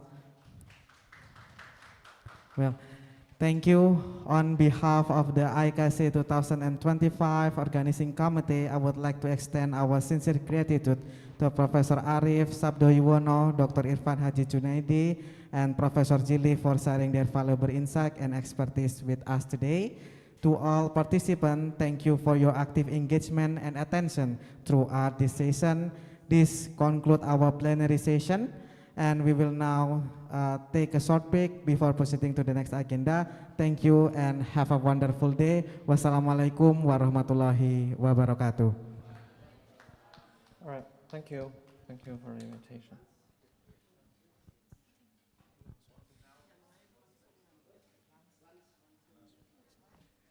Thank you to our esteemed keynote speaker, Professor Dr. Insinyur Arif Sabto Yuwono, Dr. Insinyur Irfan Hadi Junaidi, and also Prof. Zili for your valuable insight and contribution. And thank you, Mr. Helmi, for excellently moderating our second plenary session. Ladies and gentlemen, with that we have concluded the plenary session of the second ICASHE 2025. Now, we will continue with the parallel session, which include invited speaker session, followed by oral presentation session. Please check your schedule and join the break room assigned to you. Here's a quick overview of each room.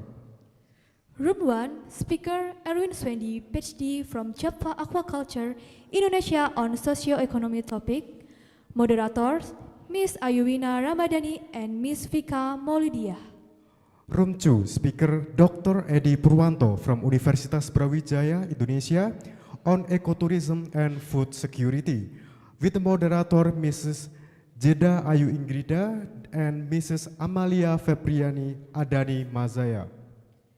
Room 3, Main Room, Speaker Mr. Muhammad Fakhri, PhD from Universitas Brawijaya, Indonesia on sustainability, agriculture. Moderator Mr. Muhammad Dwi Cahya, Ms. Rizky Kusuma Pratiwi, and Mr. Hadiana SPI MSc.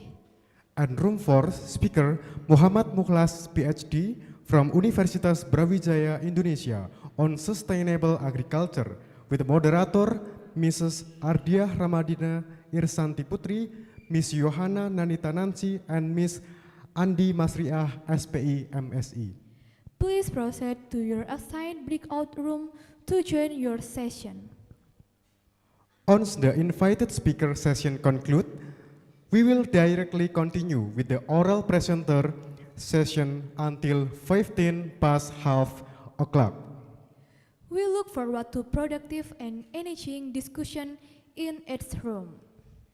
Enjoy the session and we will see you back in the main room at 15 past half o'clock for the closing ceremony.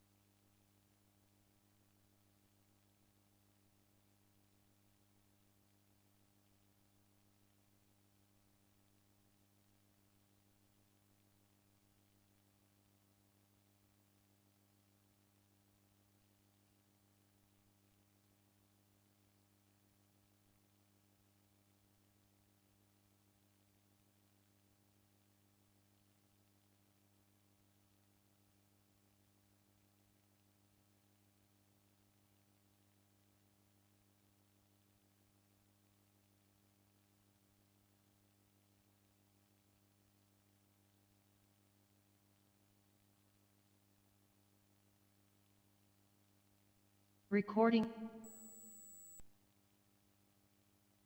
Recording in progress. Aminosaccharide. This tool is very specific to determine all amino acids and also including the dipeptides that normally present in the organism. So what we get, if we look at this table, we can detect the anserine in the standard condition, but in a very low, very tiny amount, like only 8.8 microgram per gram dry weight. But interestingly, when we expose the cells into the substress, the anserine content increase up to 3.4-fold compared to the standard condition. But for other stress treatment like low temp and high temperature, the anserine content were comparable. Then for the next experiment, we would like to know how the different salt concentration affect the growth and also the anserine accumulation in the Monolepidum brownie.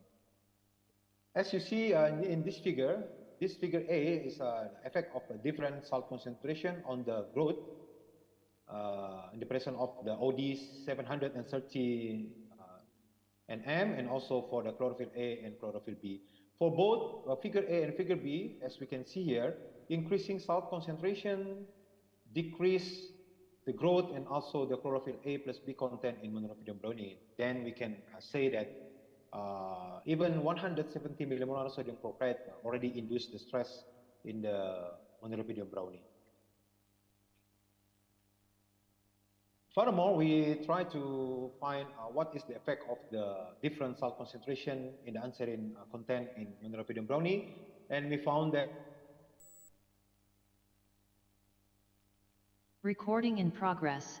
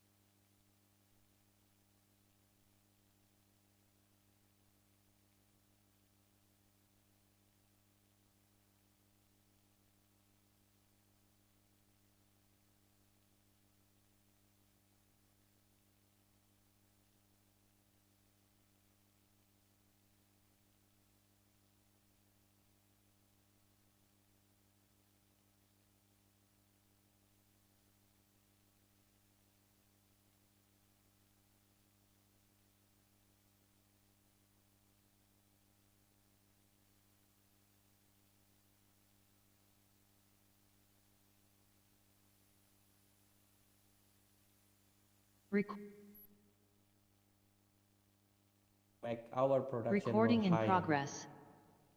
Next, please. We also is already work together with KUTT Pasuruan for the lowland condition, and we also with the Jabung Recording in progress.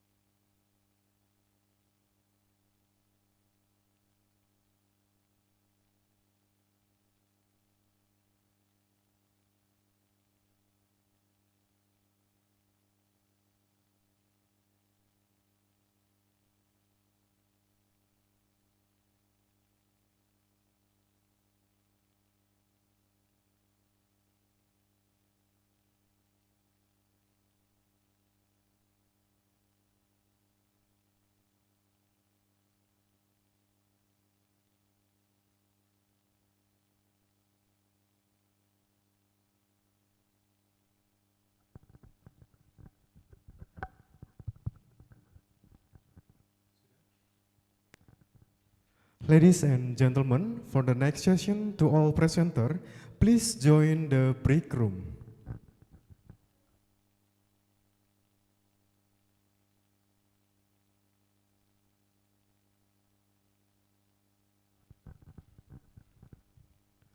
Ladies and gentlemen, for the next session, to all presenter, please join to the break room.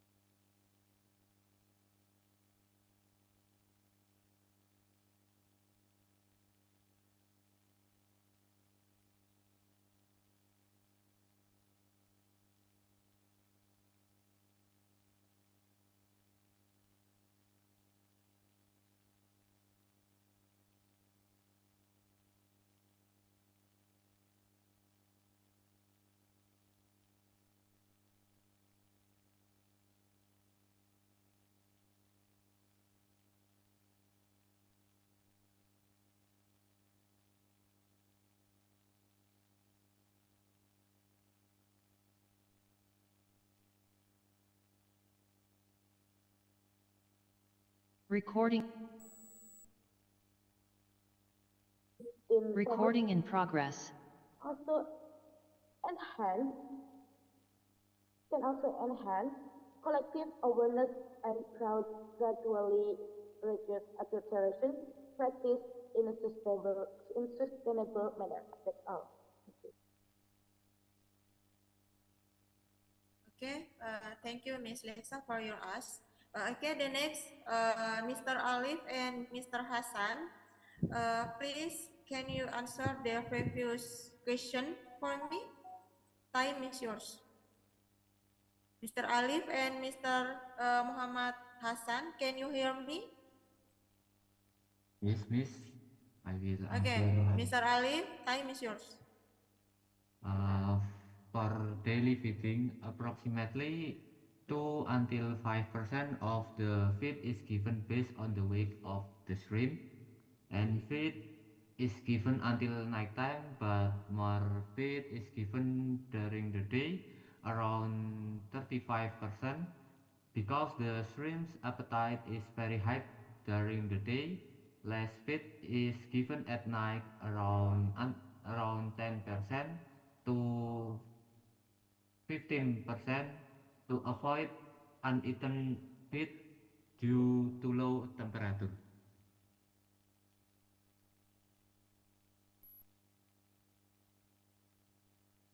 Recording in progress.